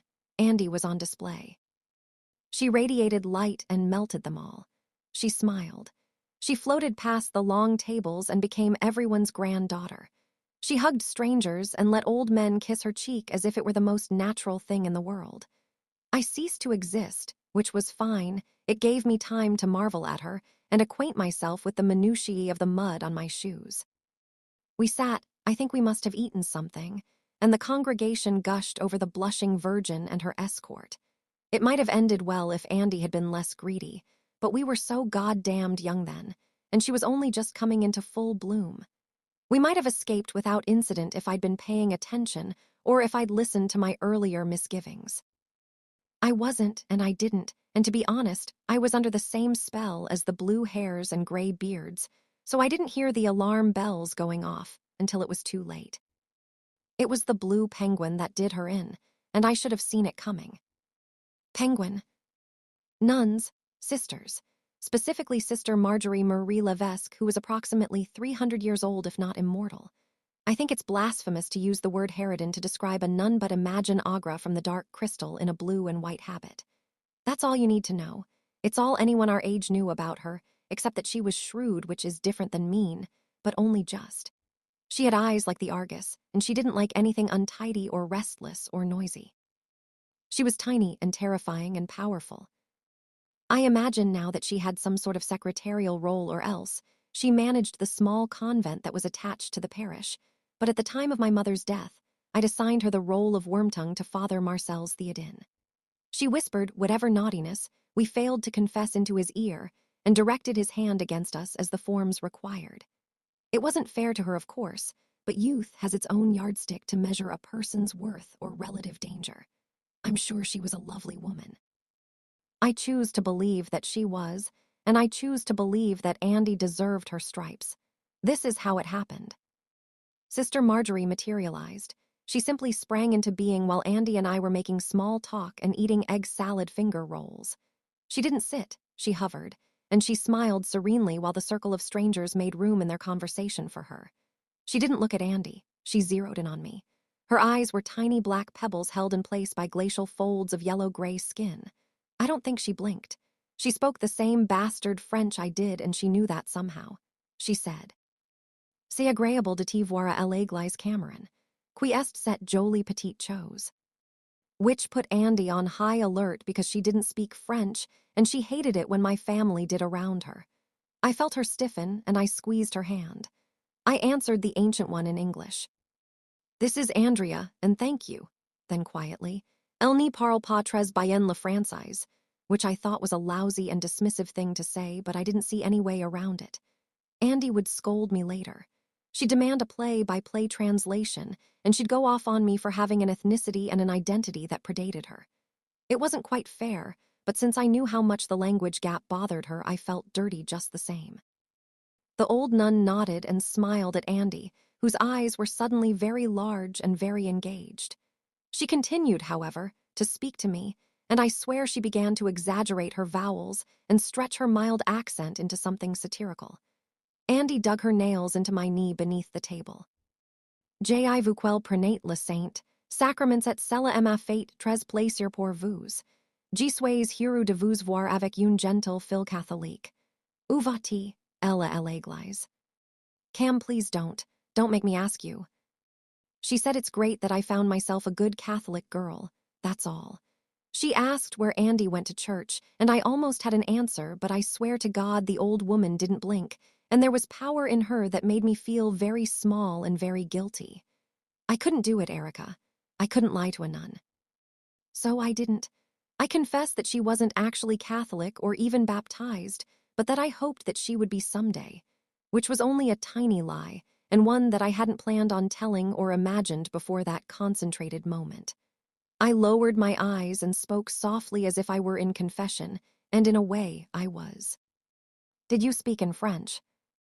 Of course I did, and that made everything worse because Andy knew something was wrong, just not what, and she hated that because she couldn't plot an escape route. I knew I'd catch hell later, and the knowledge gave me no strength whatsoever against the oncoming storm. I shrank visibly, and Sister Marjorie nodded. She made a sad face as if to say, "That's unfortunate, Cameron, because I didn't want to have to beat you in front of all these nice people." And then she frowned at Andy, which was the final straw as far as my Jolie Jowett was concerned. Andy stood without ceremony and made for the door. I almost stood to follow her, but the old woman held me in place with psychic hands on my shoulders. She said, "Laissez la partir," and I obeyed. I don't understand. I let her go. She told me later that she'd waited outside for me, and I picture her fuming and biting her bloodless lips. She'd waited, and when I didn't come running, she'd walk to my father's house and ask to use the phone. A car came and collected her. My father hadn't asked any questions, and she hadn't offered any sort of explanation. He couldn't tell me later who'd picked her up because he hadn't been paying attention. I think she scared him, which is fair. Andy could burn. Meanwhile, back at the ranch, I was ushered into the Monsignor's office and told to wait, which I did without question. I don't expect you to understand. I'm not sure that I understand beyond the stimulus and response imperatives that are hardwired into our base code. Some things simply are, and you accept them without thinking or hesitating or complaint. I'd broken a rule, and I'd been called out, so here we were in the aftermath. I don't mean to make it sound like the Catholic Church is a blood cult with secret rites, but the hierophants do wear robes. The initiates do kneel before the altar and pledge themselves to the unseen. There are relics and holy vessels, and there are rules of engagement that are sacred. I was about to be reminded of that, and take what licks as the high priest saw fit to deliver, while his chamberlain watched from the authority of her white wimple and navy blue habit. When Father Marcel took his seat, he looked tired and he sighed, lacing his gnarled fingers. He spoke English at least. That was nice. "Cameron, do you know what it means to be a part of Christ's church?" An hour later, I was released on the promise of good behavior and penitential prayers. I walked home with my hands in my pockets. Obedience and allegiance are two words that seem to lack any meaning these days, and it's hard to imagine them as absolutes. But get this, they are burrowed deep inside us just the same. Primal concepts.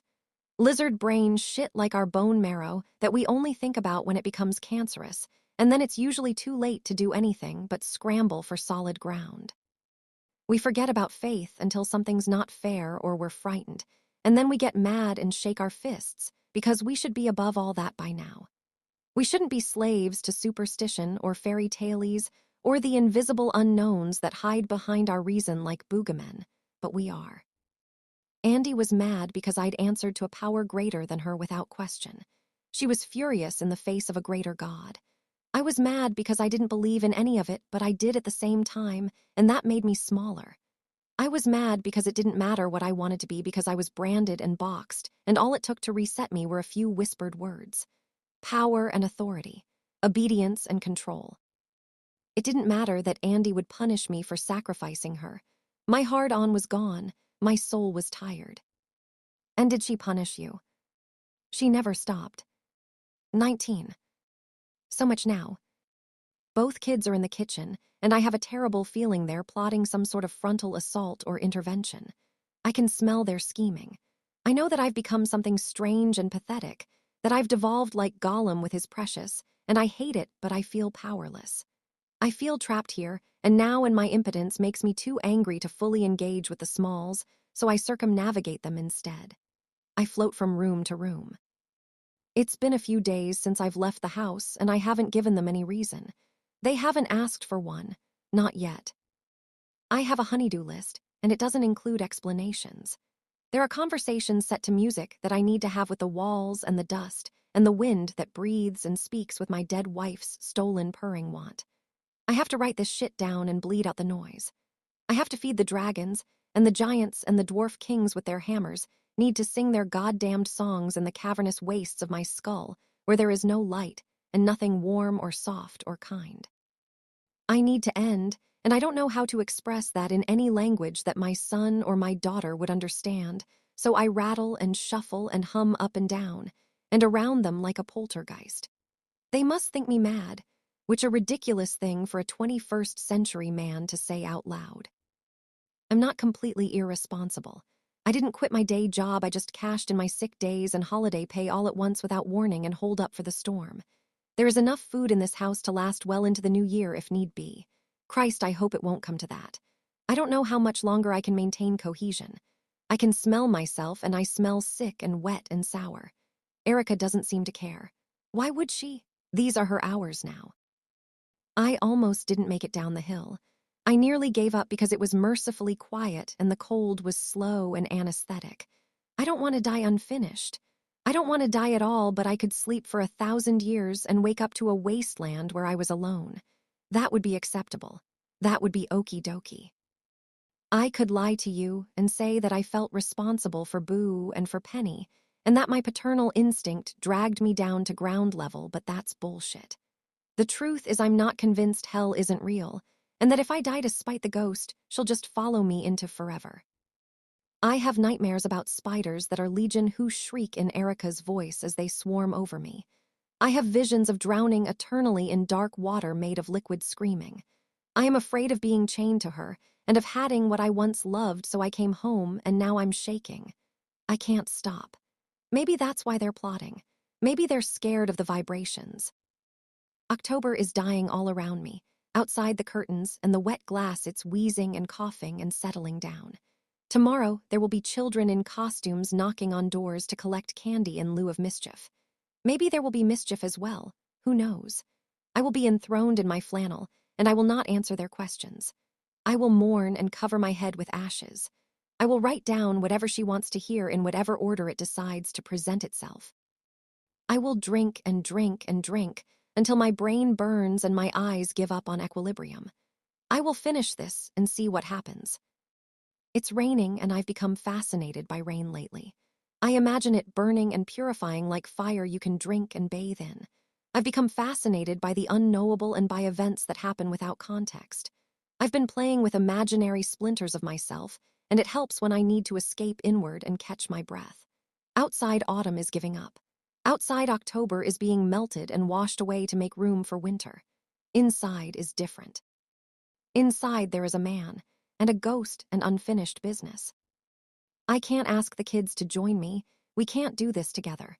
I'm in between facts and elaborate fictions, and I have no idea which are which anymore.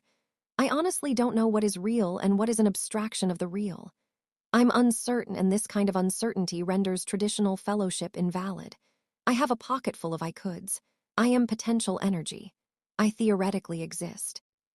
Once upon a time, I was someone and I did things, but now I am someone else and there may not be any connective tissue. I can neither confirm nor deny last year's man. I am spiraling. But there is a couch, and I am sitting. In the kitchen, there are younger hybrid versions of me mingling whispers, painting scenarios. I have no clear line of defense. What now, sugar bum? What comes next? I can see her indent in the leather shift. She pours like rain. This is your mess, Mousy. You're killing yourself because I'm not there to distract you and you feel so mortal now. You're unbottling. You're unraveling. You think I've come to make you sick, but you've always been sick and you've always been afraid of being found out. You're drowning, Cam. You're drowning in your guilt. And that is not my wife's voice. Who are you and what have you done with her? I didn't order a replacement ghost, You're cracking up, Daddy Mouse. Is that what she called you, Cameron, my love? Did she really? Or did you make all that up? Because I don't think you're being completely honest with yourself. I think you're hiding what happened to you in a mason jar filled with acid rain. Maybe so. Madness has a face after all. I've been meaning to write that down, but I keep forgetting. I fudged some of this and I'm sorry, but it couldn't be helped. I've simplified things to sell it because that's what hack writers do when they don't trust themselves. Point of fact, I don't trust myself. I've left out things that don't advance the plot because so much of it is dull and calm and commonplace. I've streamlined the narrative because why tell my dead wife the details of a life that wasn't hers? Why trouble her with facts that don't pop, pop, pop? We had a life, Andy and we watched movies and went to the grocery store. We caught colds and went to Walmart for socks because everyone needs socks. We had banal conversations, and we took walks and sometimes we argued about trifles, and it wasn't the end of the world. Sometimes we were too tired to have sex, and we just spooned, and it felt good not to be alone. I'm afraid I've led you to believe that our life together was made of explosions and apocalypses, and the result is two-dimensional. We were just kids. We did homework and paid taxes and split holidays between her folks and mine. We weren't particularly interesting people most days. Most days, who is? All of these things we did were just as real as the fireworks, but they don't answer the great big questions, so I've left them out and maybe that's a shame. It's too late now, so why not add the guilt of turning Andrea into a caricature to whatever guilt I bear for ending her life? Do you think I killed a cartoon villain? Is that what I've communicated with these stories? The ghost in my house and in my head thinks that I'm suffering from the guilt of what I've done, and she wants me to admit it to her. She wants me to go fetch. Maybe she's right and wrong at the same time. Maybe I only feel guilty because the story sucks. Penny must have lost the coin toss because she's the one who breaks the ceasefire and crosses the dead space between us. I look up and she swims. Hey, Dad. She sits down beside me and wrinkles her nose. You smell terrible. I know, Princess, I know. This one is stronger than her brother, I think. This one will keep it together whether I do or not. She's staring at me. I must have phased out for a minute. It hits me fast and furious that I'm far from all right. I've become poisonous and my hands are empty. When she sees me open and close them, she nods to the coffee table where there are a half-dozen empty bottles and one jar on its side. Fuck. She raises her eyebrows and blows across her lips. Dad, what's going on? You're scaring us. But I don't think she's scared. I think she's fed up. What was it she called herself? My secretary. Father of the Year, that's me. I don't know what to say to her, and so I tell her to go away, that I'm fine, which is such an obvious lie that she laughs at me. When I reach for the upended jar, she bats away my hand. I don't stop her. I can't. I am so far gone. Fuck. There is nothing kind in her eyes. What's happening, Dad? Is it about Mom? It's okay if it is. You can tell me, both of us, we're here. And Boo is standing behind her with wet eyes. You weren't here, Erica. You weren't the one who had to tell them their mother was never coming home. You don't know what that feels like or how it changes you, how it changes everything. On one shore, there is a man with no past other than the house he's built, and on the other side, there is nothing but sand without shape. It's a good house, he thinks, and he fills it with memories from the ground up. He fills it with joys and struggles, and laughter and tears, and one day there are little voices, so much like his own in the rooms upstairs, and he thinks that all is well in the halls of the living. You took that from me, kitten, from them. When you died, the walls fell and everything spilled out into orbit, and here we are lost in the sand. Our children are lost because their father is lost, and you are nowhere to be found. Do you care? Or do the dead only care about themselves? I tell them that I'm sad. I tell them that there are bad dreams and that sometimes they follow me when I wake up. I tell them that I'm lonely and alone and scared. I admit that I am weak. I do not tell them about you, kitten. I do not tell them about your voice or your thirst or your need for an answer to a question they know nothing about. I could blame you, but I don't. I don't want to take anything else away from them, so I cry. I say I'm sorry. I promise to do better. They take turns telling me stories about you. I don't deserve them, and neither do you. I think if I was just a character in some damned fool's idea of a story worth telling, then no one would care or sympathize. No one would turn the pages just to wallow in more filth. There is no room for redemption in me. There is no happy ending. I have no arc. If there is a God and I am made in his image, then he is a broken God, and there is nothing but despair masquerading as hope to underscore our stupid lives. How's that for an epiphany, my pet? How is that for a reason and an answer? Maybe we kill for no reason at all because life has no value and no meaning. Should I ask my children what their take on life and death is? I wouldn't want to interrupt their storytelling. Fuck that, I take it back. The stories are bullshit and I hate them and I want them to stop. Don't these tiny humans understand that I want to be angry, that I need to be angry because it hurts so goddamned much? Every day it hurts and I can't be okay because she isn't really gone. She's in my head and I can't say goodbye and mourn and move on. I have to carry the worst of her in a running dialogue while every soft and pleasant memory gets shit on. Don't they see how much I loved her and how much I hate her for only leaving halfway? I want to hurt her. I want to make this. Penny finishes her anecdotal memory dump and smiles. It's too much. She is mourning you, kitten, but she is laughing nonetheless because she only has good memories of you. Even now, so much now. She's trying to encourage me, for fuck's sake. She says, "You can't quit, Dad. You just can't, okay?" Her brother nods and ventures a weak smile of his own. It seems that he agrees. Fine. You know what, pet? There is a slim, locked box in the bookcase across the living room, and I want it. I tell Boo that I want it. I tell Penny and Boo that I want to feel something tender and warm that doesn't come from a bottle. I tell them I have a story of my own. They don't respond. When I stand up, the world spins and I stumble into the wall. Boo reaches for me, but I shake him off. I want to do this by myself, I say. I stand up straight and I reach out my hands and I walk like the living dead towards the wall lined with books, and I laugh and the ghost slips through my sweaty hair across my burning face, and she pleads with me. Please don't, Cameron, I. Sometimes I hear her, you know. I laugh. Your mother. Sometimes she's very loud in my head and I think she's in the room with me. Boo stiffens and I can feel cold air rush into my nostrils and down my throat to crush my words before I can spit them out, but she has no power to stop me. Cameron, no. Your mother, I grin, I cackle. Let me tell you about your mother, my dear, sweet, Erica. Penny doesn't like this. She stands up, and that's fine because I have what I want in my hand. Just a little thing. A novelty book with a lock that we bought on a whim before Penny or Boo when we were young and foolish. Now this really is a wonder, I say. You're gonna love this. Erica is screaming at me, and then everything is black. I woke up in my bed still wearing my shoes. Odd. Boo must have carried me upstairs, then forgotten what he was supposed to do next. He's a sweet boy. He has that going for him at least. It's dark and the house is silent. It must be late or early. I wonder if I'm alone, but I'm too stiff to move, so figuring out will have to wait.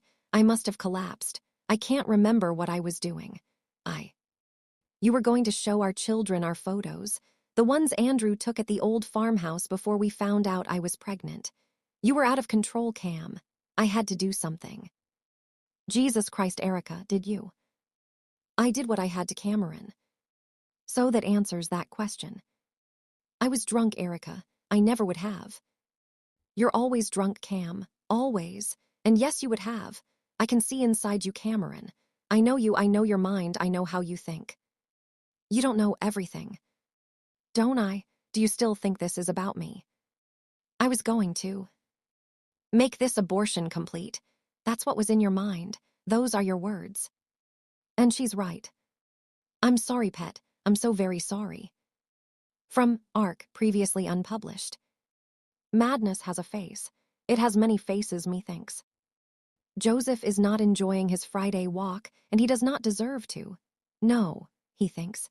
Doreen is still in the parish house cleaning up the mess the Cub Scouts left, and she should be home in a soft chair reading scripture with the police scanner on. And it occurs to him that she prefers to sweep and polish and dust and tidy to the silence of her thoughts in that house, where her husband died in that living room, where the scanner is her only company because her kids are grown and too busy to be bothered. But that is just Joseph making excuses for leaving her alone, and he knows he should be comfort to her, but he is so tired. And Mrs. Tate drained his spirit this morning with her list of reasons why society has gone to the devil. How she smelled cigarettes on Becky Talbot on Sunday, and she knows Becky's been friendly with the Avery boy, who is a bad egg just like his father, and it's no surprise when the youth pastor has an earring in his nose. And that's a sin, it's in the Bible, and what are you doing about the Ladies' Aid?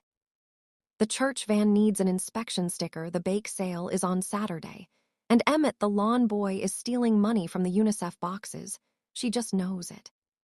Joseph hasn't finished Sunday's sermon, and he hasn't eaten since breakfast's dry toast and tomato juice, and Joseph's hands hurt, and Advil isn't helping anymore, and there are so many broken birds with busted wings, and every single one limps bleeding in a queue that runs through his backyard, the grassy space between Sanctuary and the Westfield Methodist Church.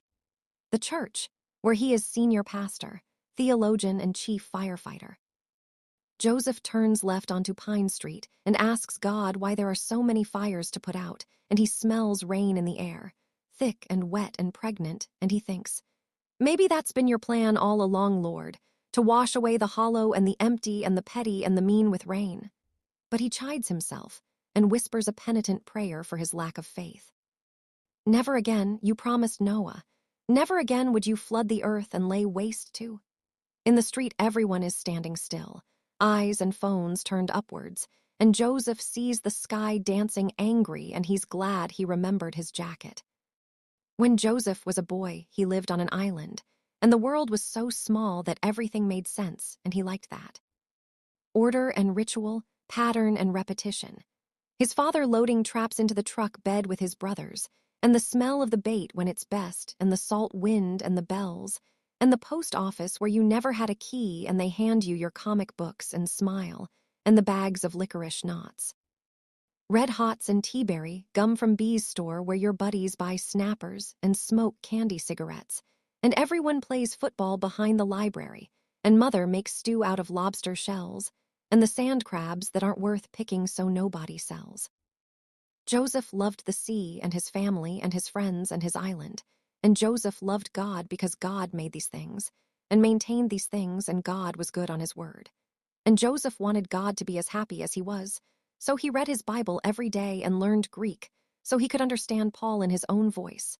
And when everything was loud, God made wine, and wine was good, and wine made it easy to forget the bad times, until wine made the bad times and he had to go inland. It's been so long since he's been home, and his body aches, and his collar is made of starch, and it itches so much these days. A woman screams, and Joseph wakes up and sees her clawing at her face, turning purple then red, and she is bleeding, and everyone is flapping arms and shrieks, and the sky is breaking blood, and it is burning the grass black, and oh God, no, it's happening here and now. The end. The end of days and the great tribulation, and poor Doreen and Emmett and Becky Talbot and Jim Avery, and he runs to the woman and pulls her hands from her face, but she has no eyes. Just pink bubbles and holes that bleed smoke, and all around him, they are falling down to the crumbling pavement writhing, and his hat shields his face, but rain splashes his hands, and the pain is excruciating. He trips over the dying and sees a girl with bare arms twisting and screaming, and he takes his jacket and covers her head, and God give me strength. He pushes her off the street through an open door, and there are strange faces and a familiar smell, and someone slams the door shut, and it's here. The rain has come. The Rev is standing and swaying and silent in the puddle of Sophie. I take Deirdre's hand and lead her to a corner where she can't see the mess, and I kiss her forehead, breathe her fever. I know the Rev is gone, snapped, out, and I know there is danger between him and me now that we are three, and I know it's almost time to checkmate. I can feel the devil twist clicking rusty cogs in my chest, and there is nothing but poison in my blood now. Everything natural has been pissed out. I drift to his shadow, crackling in my clothes like a paper sack. She looks good for a girl her age. I'm behind him, in his shadow, and he's a tower shaken by shifting sands. He does not turn. You'll see hell soon, Theodore. And his voice is ancient and filled with runes that smell like cinnamon. There's no hell, Rev. Save it for the cameras. I wait for him to come back at me, but he doesn't even sigh, just teeters and totters, and that's fine. It isn't over yet. Tonight will be just fine. Instead, I tell him I'll fetch her clothes and have a sit at the bar. I tell him he's welcome to join me. I tell him we should talk about what comes next, and then I follow through and gather Sophie's things into a neat pile and pour 2 shots of something into 2 glasses like a civilized human. Whenever you're ready, Rev. And I drift off imagining cartoon demons eating a birthday cake shaped like Sophie's tits and ass.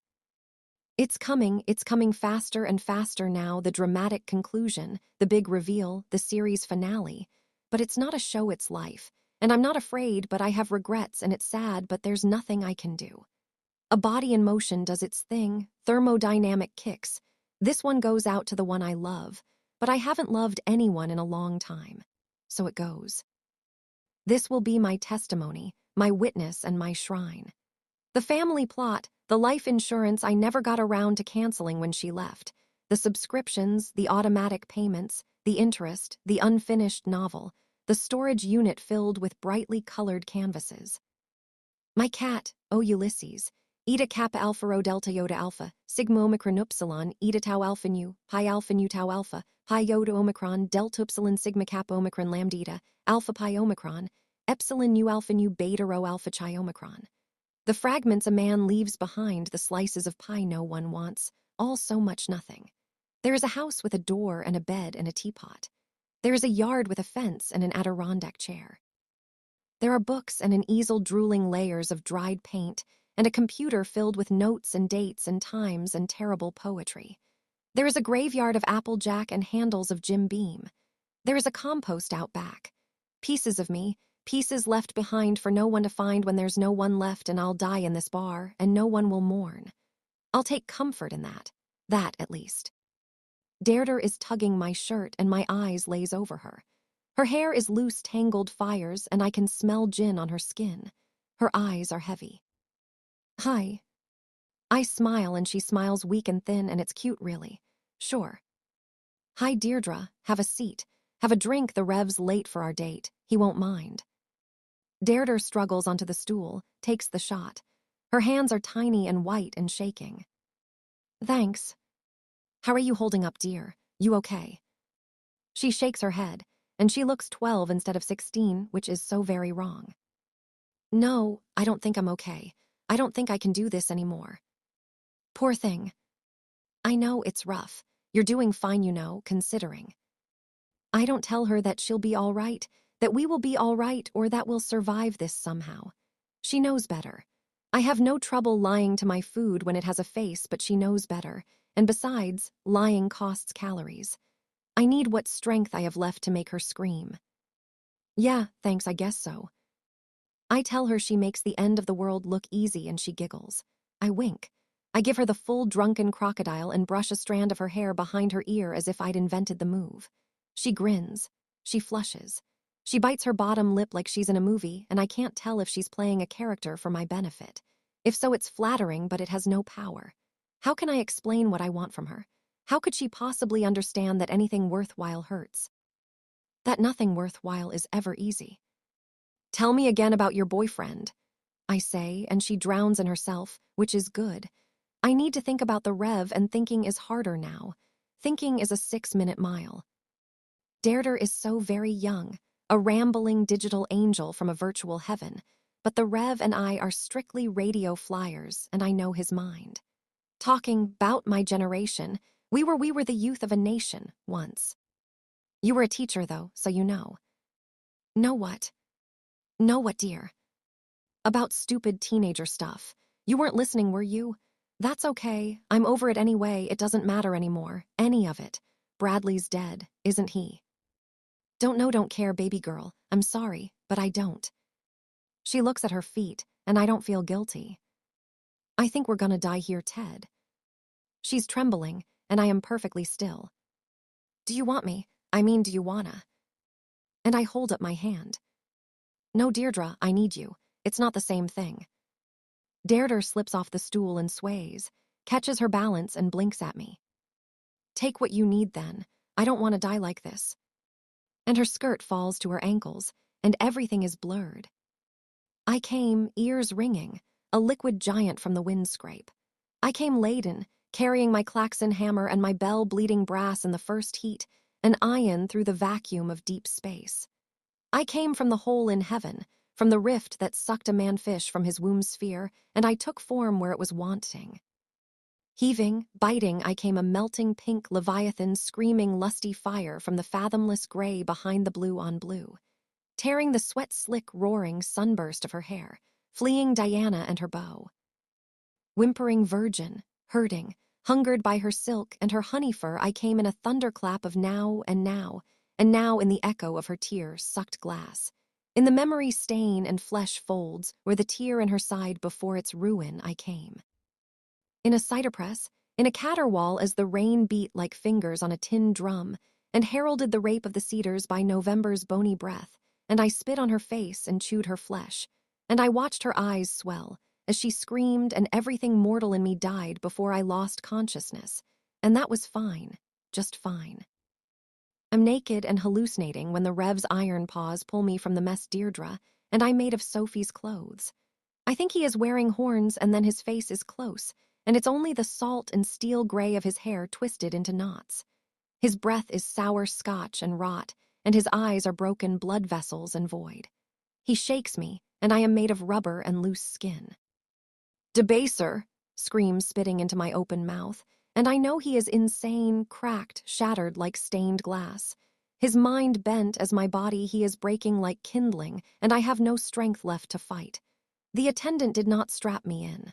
My last ride. From my feet Deirdre screams. Stop it, you'll kill him. And the Rev seems to think that's a fine idea. In the pantry of my mother's house, there was a peach crate of mason jars filled with strawberries soaked in moonshine. My mother's private well. Off limits. Forbidden fruit. On evenings when things went wrong, my mother would sit at the kitchen table and eat them with a long-handled spoon like a sundae from Friendly's. It was best not to interrupt her. The day my father died, I was at the library with my baby sister, so I missed my mother screaming in French as she dragged my father's limp body into the bug. I missed her tearing straight through the village green because it was the shortest distance between our home and the hospital. I missed my mother slapping the face of the ER nurse who told her to calm down. I missed my father's ungraceful departure. The chief of police called the library and a deputy walked my sister and I home and stayed with us until my mother came home, alone after midnight. She didn't speak or even look at us, just walked calmly to the kitchen, opened the pantry door and retrieved her strawberries. She sat eating for 2 days before I dared say a word to her. I remember her eyes were too big swollen, like overripe plums, and they vibrated like bees' wings. Her lips and chin were stained blood red, and she smelled like rubbing alcohol and burnt sugar. When I touched her shoulder, she screamed without opening her mouth and swept her arm in a hard arc, and the diamond ring my father gave her ripped a hole in my cheek. I was 10 years old the first time I saw Insanity's face. Here, in our arc at the end of the world, was its mirror twin. Deirdre is wailing in the distance, far away, and I know I'm on the floor and the Rev has my hair in his fist. I hear the thudding of my head against the oiled wood, and I think, it's not so bad. I smell the blood in my mouth, and then it stops. The Rev drops my head and staggers backwards. No, he whispers. What does he see? Deirdre has to be Deirdre. She's. Deirdre is standing in the threshold between the ark and the rain. She's opened the door, wisps of black smoke in her hair, white girl's skin, terrifying. Close THAT door, child. No, Deirdre, don't do it. No, leave him alone. It was my choice, it's what I wanted. No, Deirdre, don't lie. Whore. No, Rev, just a scared little girl. Stop it, stop it, stop it, stop it. There is no God. I watch her quiver. I see the Rev take one step forward. Then she is gone. Just gone. 20. One Messavant. This is what you came here for. This is how it ends. Historians are good at shrinking things to make them fit. Decade-long conflicts, generational blood and tears, faceless heroes in a shooting gallery, they all get condensed into colorless paragraphs and squished between support struts of debatable gravity. It's not their fault. Histories have managers and investors and agendas like any other commodity. Historians have time clocks and take home pay like any other working Joe. There just isn't enough space for rent or money to go around, and no one has an attention span anymore. Bigger, better, faster, more, chuck it in the bin, break it down, reboot it, make it streamlined. It's the 21st century and we're all on board with the gospel according to Henry Ford and Mickey Mouse. I wish I was different, but I'm not. Not even with my own history. Andy and I met, and we did stuff, and we fell out. End of story. Here are some points of interest to help you make sense of the denouement. Here are a half-dozen frozen moments you can use to define a life shared and pass judgment. It's up to you who you root for and who you hate, but you better believe that the author has a bias, and there's no escaping that, no sir. I don't have an editor or a proofreader. There's no money behind this wordy bukkake. It's just me, and I have a single agenda. Sometimes you have to pare things down to make them fit. Sometimes you have to simplify complex equations.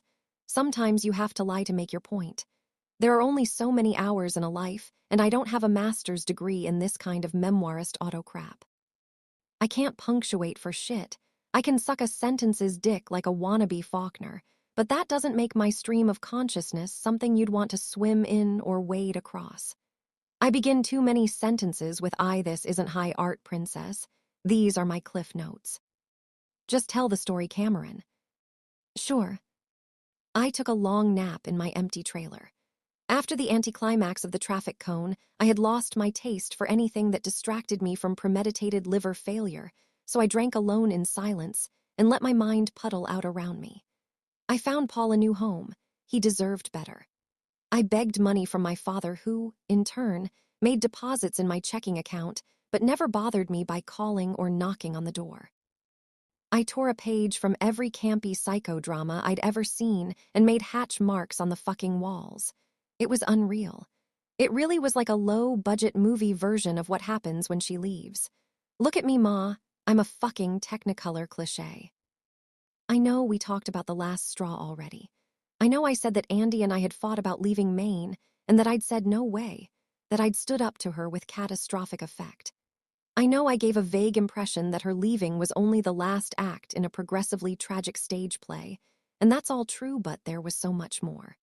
The life we'd made together was a complex ball of yarn that I don't know how to define, and so you just have to take my word for it.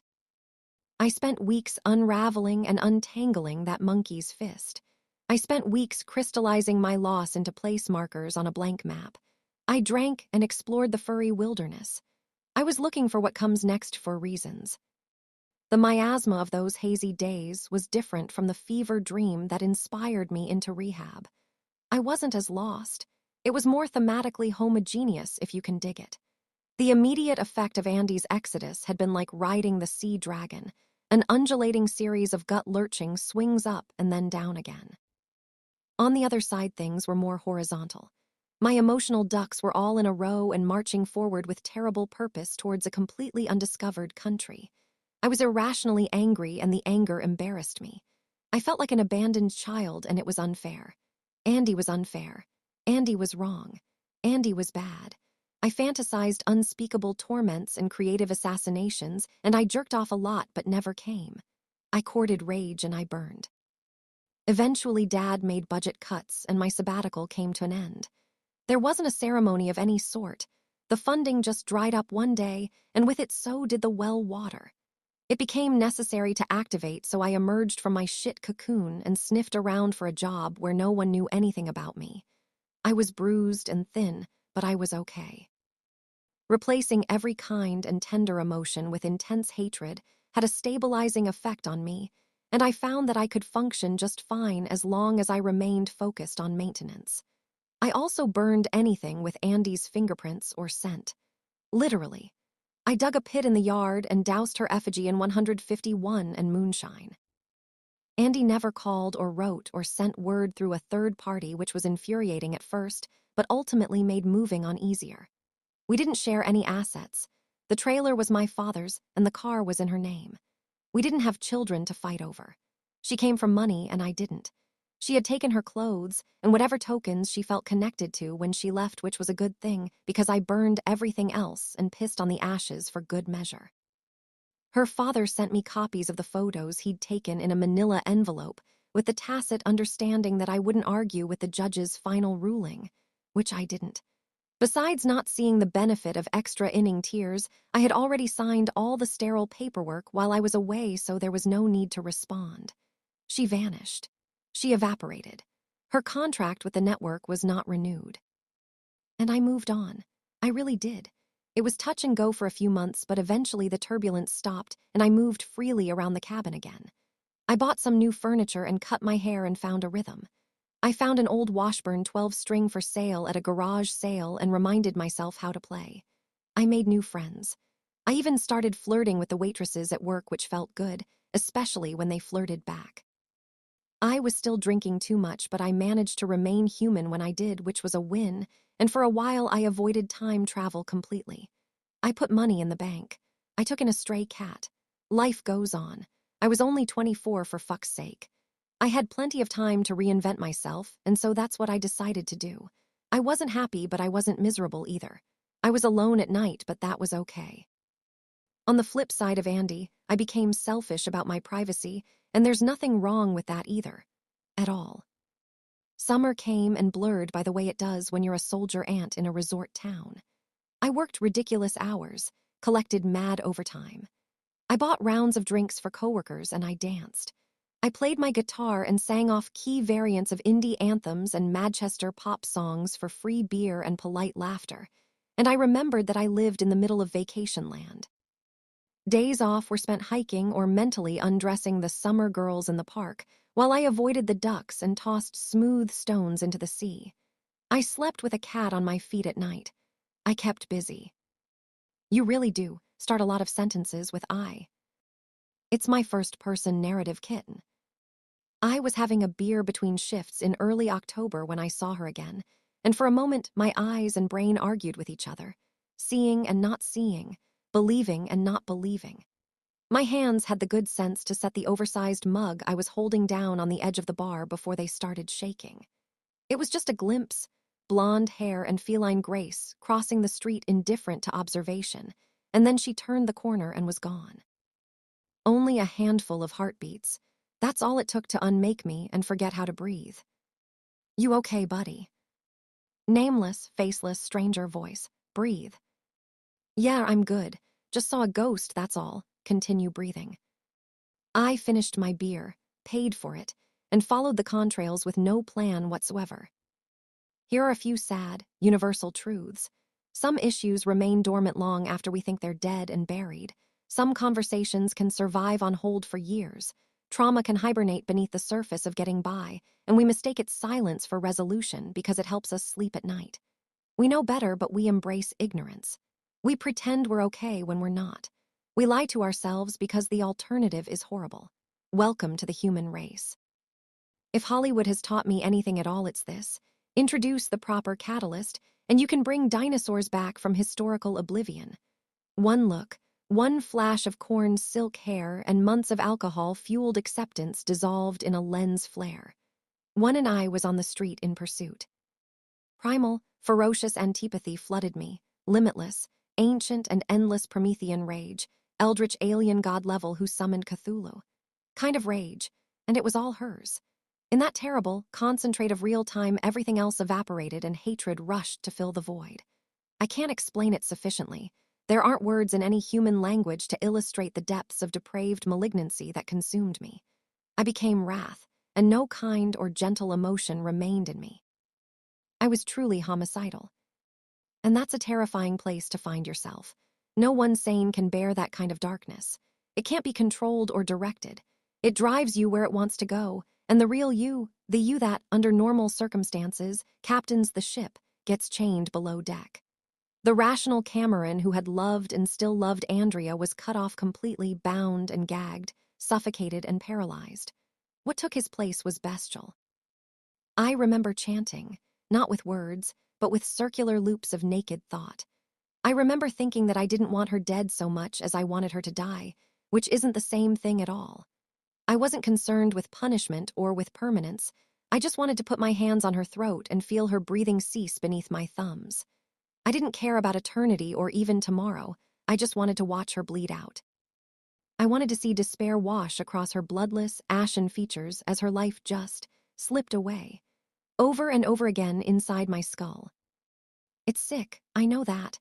I knew it then, but I was powerless against it, so the knowledge was moot and of no value. I had always lusted over Andy, and this was just another face of that same lust, another shape of my desire. I think it was Neil Gaiman who quipped that biting is just like kissing, but there's a winner, and don't the French call an orgasm le petit mort? Yes, we do, and with good reason. Birth and death, love and hate, pleasure and pain.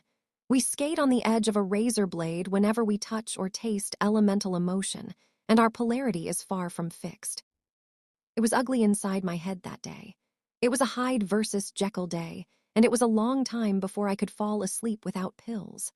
For months after our last dance, I would close my eyes only to find myself falling into a never-ending darkness made of cheese graters and teeth. Andy's teeth. Perfect porcelain chiclets flaying the flesh from my body in strips as I fell. I've never felt rage like that before, and I haven't since. I've never been transformed by any emotion the way I was that late afternoon in early October, and I never will be again. I wouldn't survive it a second time. Outside, the streets were red and gold paper, and there were too many people in my way. I couldn't move through them fast enough. I couldn't breathe. I needed to catch up to her, to find her, to grab a hold of her hair and yank her hard enough to bring her to her knees, to the pavement where she could paint the leaves a deeper crimson with her witch blood. There were too many obstacles, and I frothed, swearing and lurching like a madman through pensioners and Asian stereotypes. Fucking tourists. Human cholesterol. Screaming with my eyes, get the fuck out of my way. But the sidewalks are flypaper, and when I hit the main street, she is nowhere. I made it to work on time. There are so many interesting flavors of insanity, and some are downright sexy. Redheads waving red flags and wearing daddy-issue miniskirts. Jackson Pollock drooling fractals on Long Island gravel. King Ludwig's fairy tale castles, and all the sad-eyed poets drifting in Rimbaud's drunken boat fuel our wet dreams, because when we stand on the cliff's edge we get hard for death and we wonder. We fantasize about the fall, about not giving a fuck, about being so other as to be unrecognizable. Insanity is attractive in others because being close to the edge is like secondhand smoke. It's like gambling with other people's money or wearing a Venetian mask to the gangbang. We romanticize poverty and pain and mental illness. We flirt with it, jerk off to it. We even encourage it by consuming the art and the artist. We appropriate the costume, but real madness is not pretty or fun. Real insanity isn't like a fever or a hallucination. It's the tremens part of the delirium. It's coke bugs beneath your skin and suffocation. The fractured splatter paint of my mind reeled in the vapor stain of one fleeting glance, and I drowned but didn't die. My shift ended. I took off my apron and I walked home locked in a purgatorial loop chanting, Andy why? Andy what? Andy where? I didn't sleep, I just paced and plotted. The sun woke up eventually. My rage became a droning solidity behind my eyes. What did you do, Cameron? What came next? You're wasting time and you're a lousy poet. Thank you, kitten, really, thanks for that. I know what you want me to say, and I won't do it because this was real life, and real life isn't as carefully scripted as a true crime drama. There was never a conscious decision to end her life in any specific way. My thoughts lacked that kind of organizational discipline. There was starvation and thirst and need without definition. I ached, and I wanted the ache to stop. That is where I was. I didn't waste time with right versus wrong or damnation versus redemption or any other kinds of high-end, top-shelf moralizing. I didn't validate or justify my need in any way, and I didn't orchestrate a clever vengeance. I just wanted her to die. I didn't need her to suffer or repent or apologize. I just needed her to be over. Forever. When I left the house, it was with one purpose. I would find her and unmake her. That's it, that's all there was. Sorry to disappoint, but I'm not a monster or a maniac. I'm just not that interesting. I left on a mission to reclaim the silence, and nothing that came after that silence mattered to me. Step 1. I had to figure out where she was and get myself there. Easy mode. Despite having lost her in the crowd and subsequently losing myself in an emotional blood mist, I had a pretty good idea where she was holed up and why.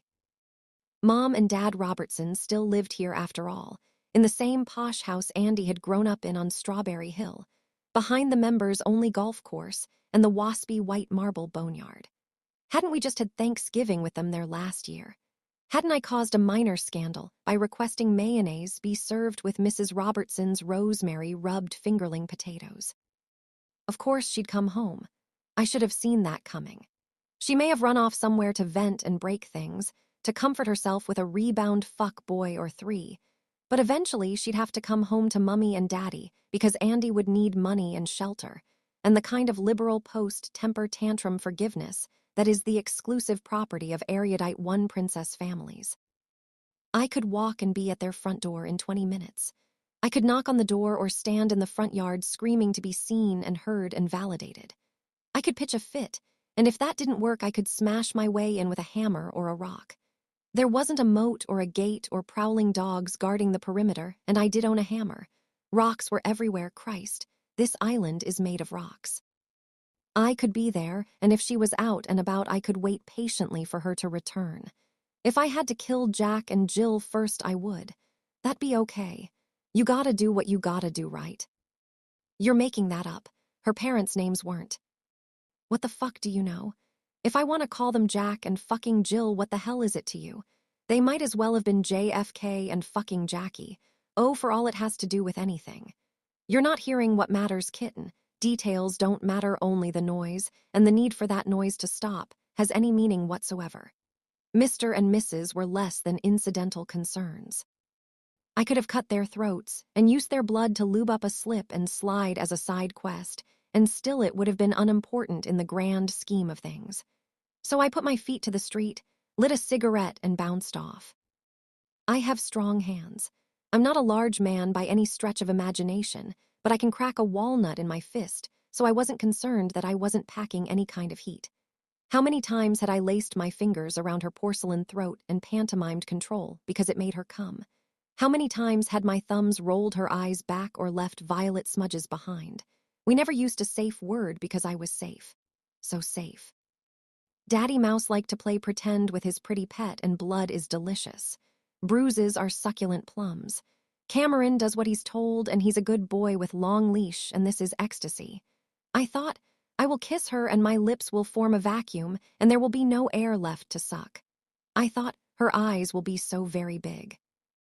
Under normal circumstances, there is a palpable calm attached to resolve, but I was not calm, I was epileptic.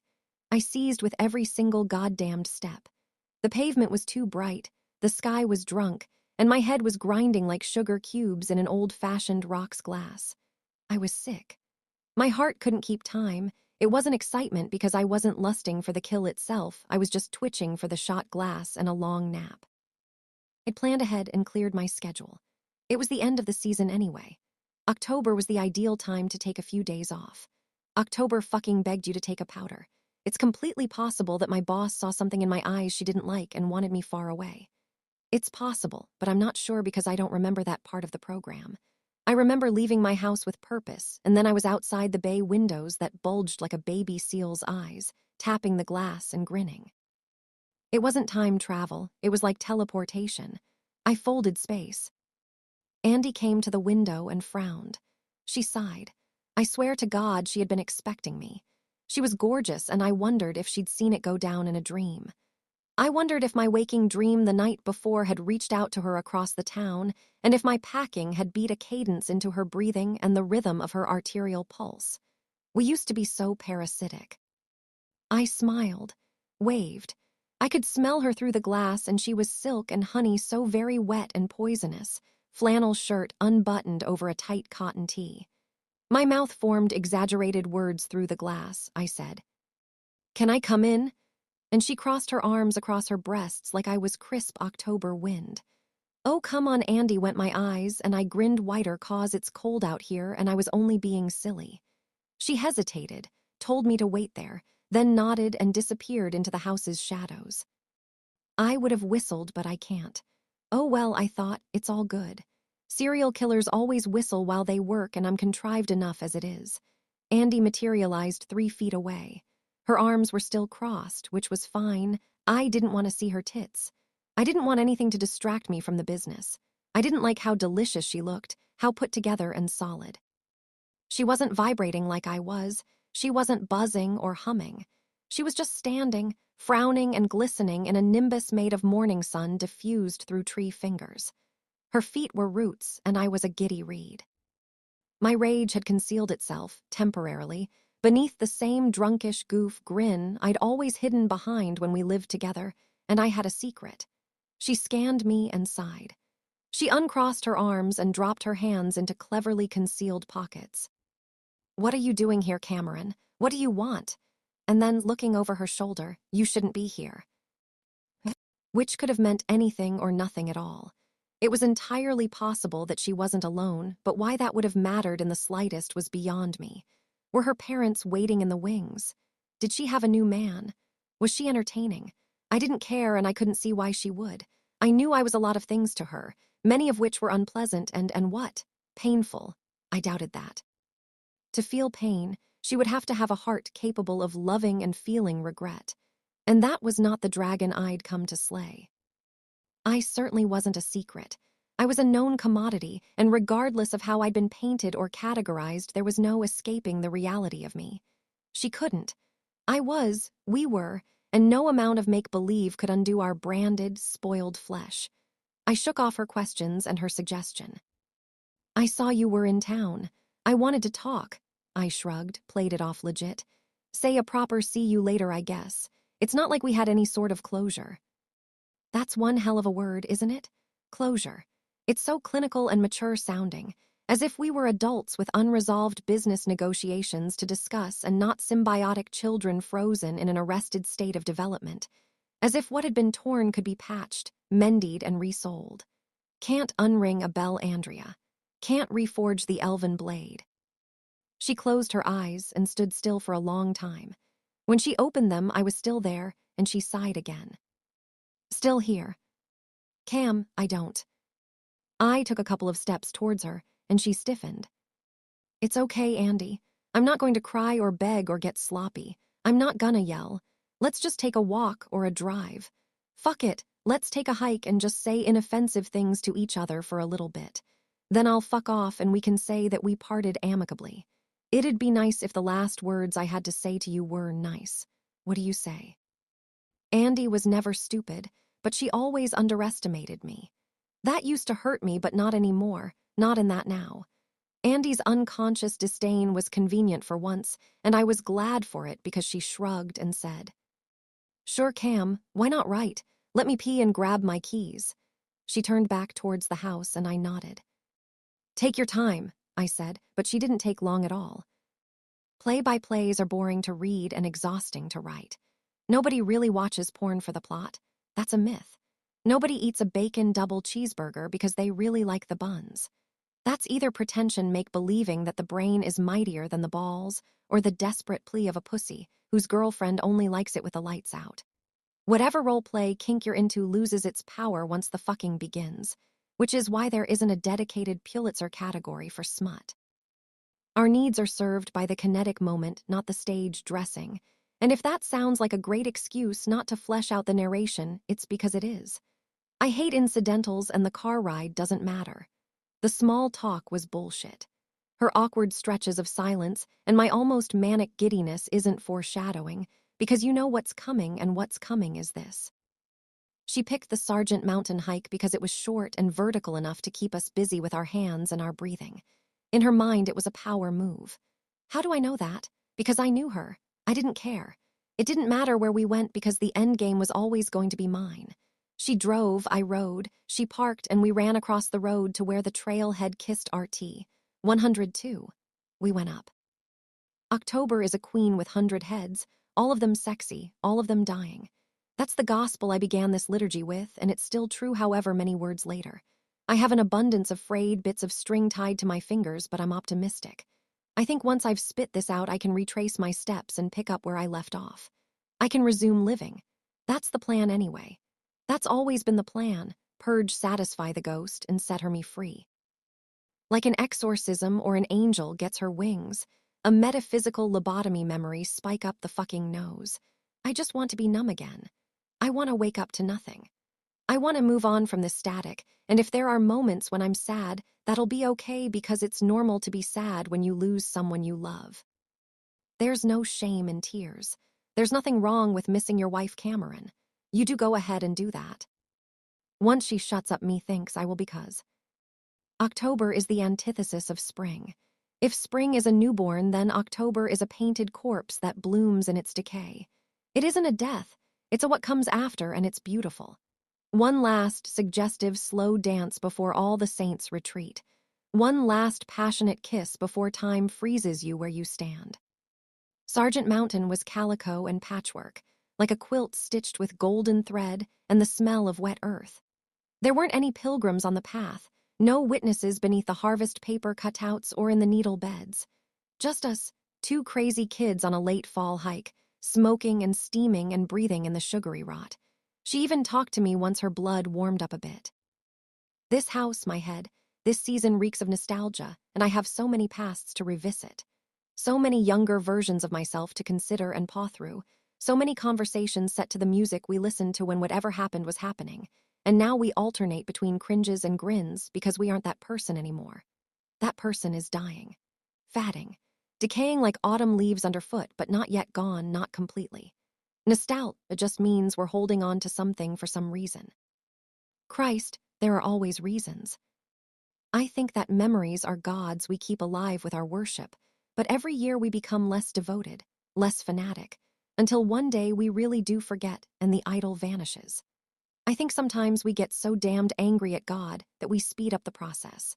I don't know if what I've done is unnatural or inevitable, and I'm not sure if it even matters because these fatting photographs still have enough life in them to make me tremble. Pour yourself something strong, Cam. You're shaking. Since when is that fantastic, dear heart? Daddy shakes. Andy did most of the talking. She slipped into the familiar as if we weren't broken, and I let her. It occurred to me at the time that Andy had never been particularly lucky.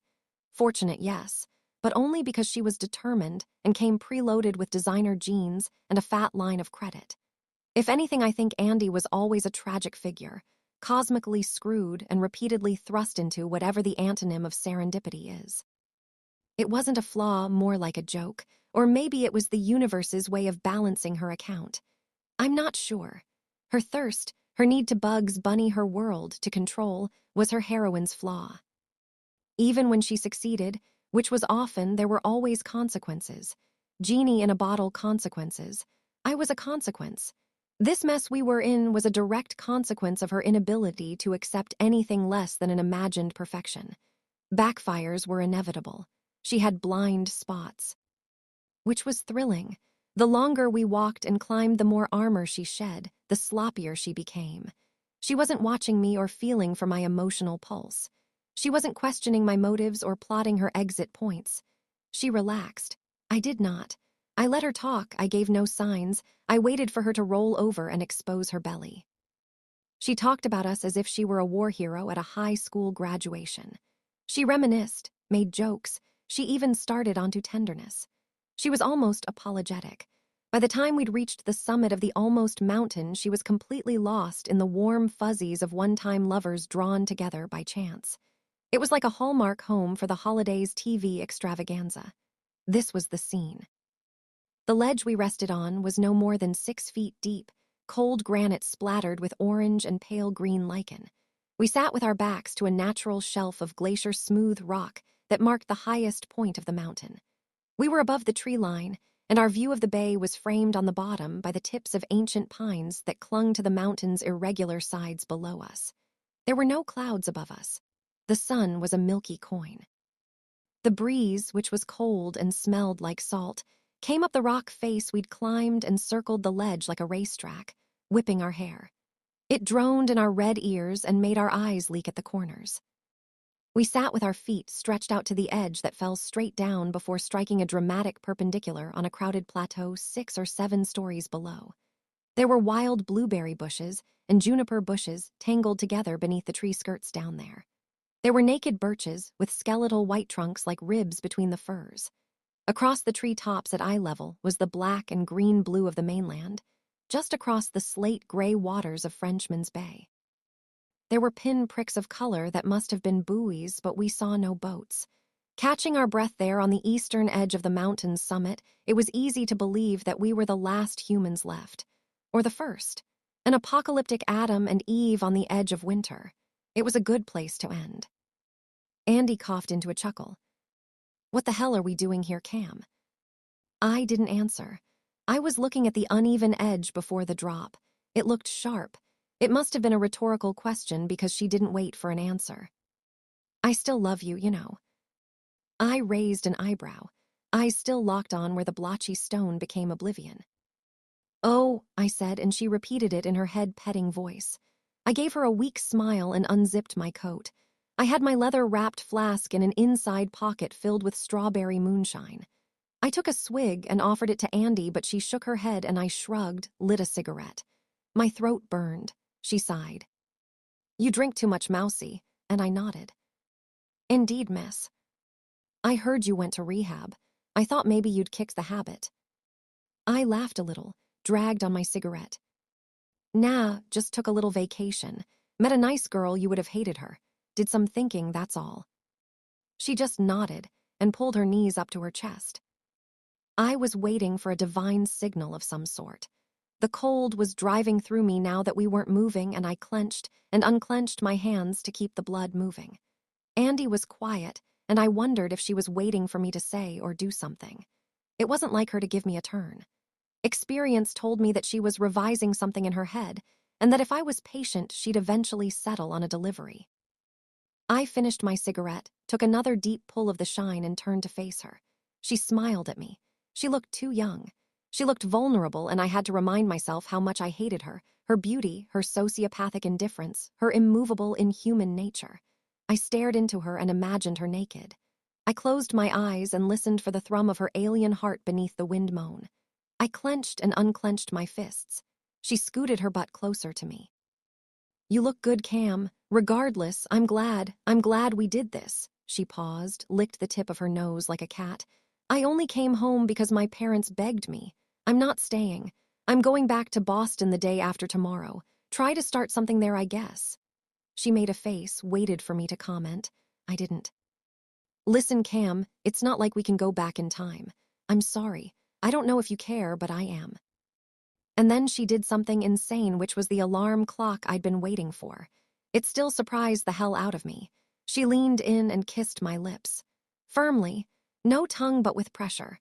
When she pulled away, she twinkled her wicked blue eyes at me, an inch from my nose and frozen. She grinned. "Remember how we used to fuck up here? When we were kids, right on the edge." I nodded, very slowly. She put one bloodless hand to my cheek and exhaled. She closed her eyes. "What do you say? One last time." I'm not sure I can convey to you how repulsive she was to me in that moment, so I won't waste time failing. I don't know how to explain what I saw when I looked at her. I'm also painfully aware of how bullshit all of this sounds, like a dime store paperback version of real life. It sounds like a YA fantasy hack.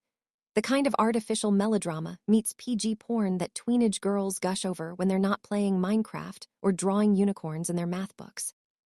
I'm aware, but I'm powerless because the divine script editor does shit like that all the time, and we just have to hope our friends believe us when we tell the tale. Life, real life, is contrived as fuck sometimes. In the moment I was ecstatic, disgusted beyond nausea, but euphoric just the same. Not because I was going to fuck this fallen angel one last time, but because this was the exact flavor of shiny red countdown I'd been waiting for. I had no intention of ever being inside Andy ever again. Not here and now, not ever. But I could use this to create some truly pathetic poetry. This was my Rod McEwen meets Ed Wood moment, and I got hard for it. I flashed my best devil grin. "On your knees, little girl, hands on the edge." Andy cackled and walked on all fours to where the ledge gave up. She shook her invisible tail at me and purred over the wind. Go fetch Daddy. Then I pushed her over the edge of the cliff. She didn't scream. She yelped once, and then gravity and jagged granite did the rest. There was a snap, I think. Can't be sure. Can't remember. I looked over the edge and counted the ribbons of blood streaming out of her unnaturally bent body. I counted and marveled her seasonal colors. Then I hiked down the far side of the mountain, walked home, and slept. 21. Cleaning wet paint brushes. It was a tragic accident. Everyone said so. It was the only gossip worth shedding fake tears over for a month at least. Pretty young thing, such a shame, so much potential, such a waste. I was too young to be the town drunk, but I was an aspirant and everyone knew that. No one shed tears for me, and I overheard plenty of hushed tusks about how very sad it was that she'd only just escaped one prison just to be snatched away by a pointless death. Andy would have loved her 15 minutes because the fictional backstory that became her mythology painted her as a long-suffering saint, a victim of a heart too big for this cruel, unfeeling world. It was hilarious. She'd been alone when I'd arrived at her window, which saved me from having to fabricate any sort of alibi. I hadn't left a trace in her car or on the mountain. Just a stupid accident. It happens all the time, sad but true. My father was the one to break the news to me, and I'd taken it like any drunken Frenchman would. I cried, and if those tears were relief instead of grief, no one ever noticed. People don't see what they don't want to. People don't, as a rule, go looking for alternatives to the narrative that fits their framework. I slept without dreams, and when I woke up I couldn't touch the rage or the bile. I wasn't vibrating. I'd shed my skin. I went back to work and resumed living. I remembered to feed the cat, and I paid my bills. I ate cold sandwiches and drank whatever was on sale. I went to the funeral, and that was that.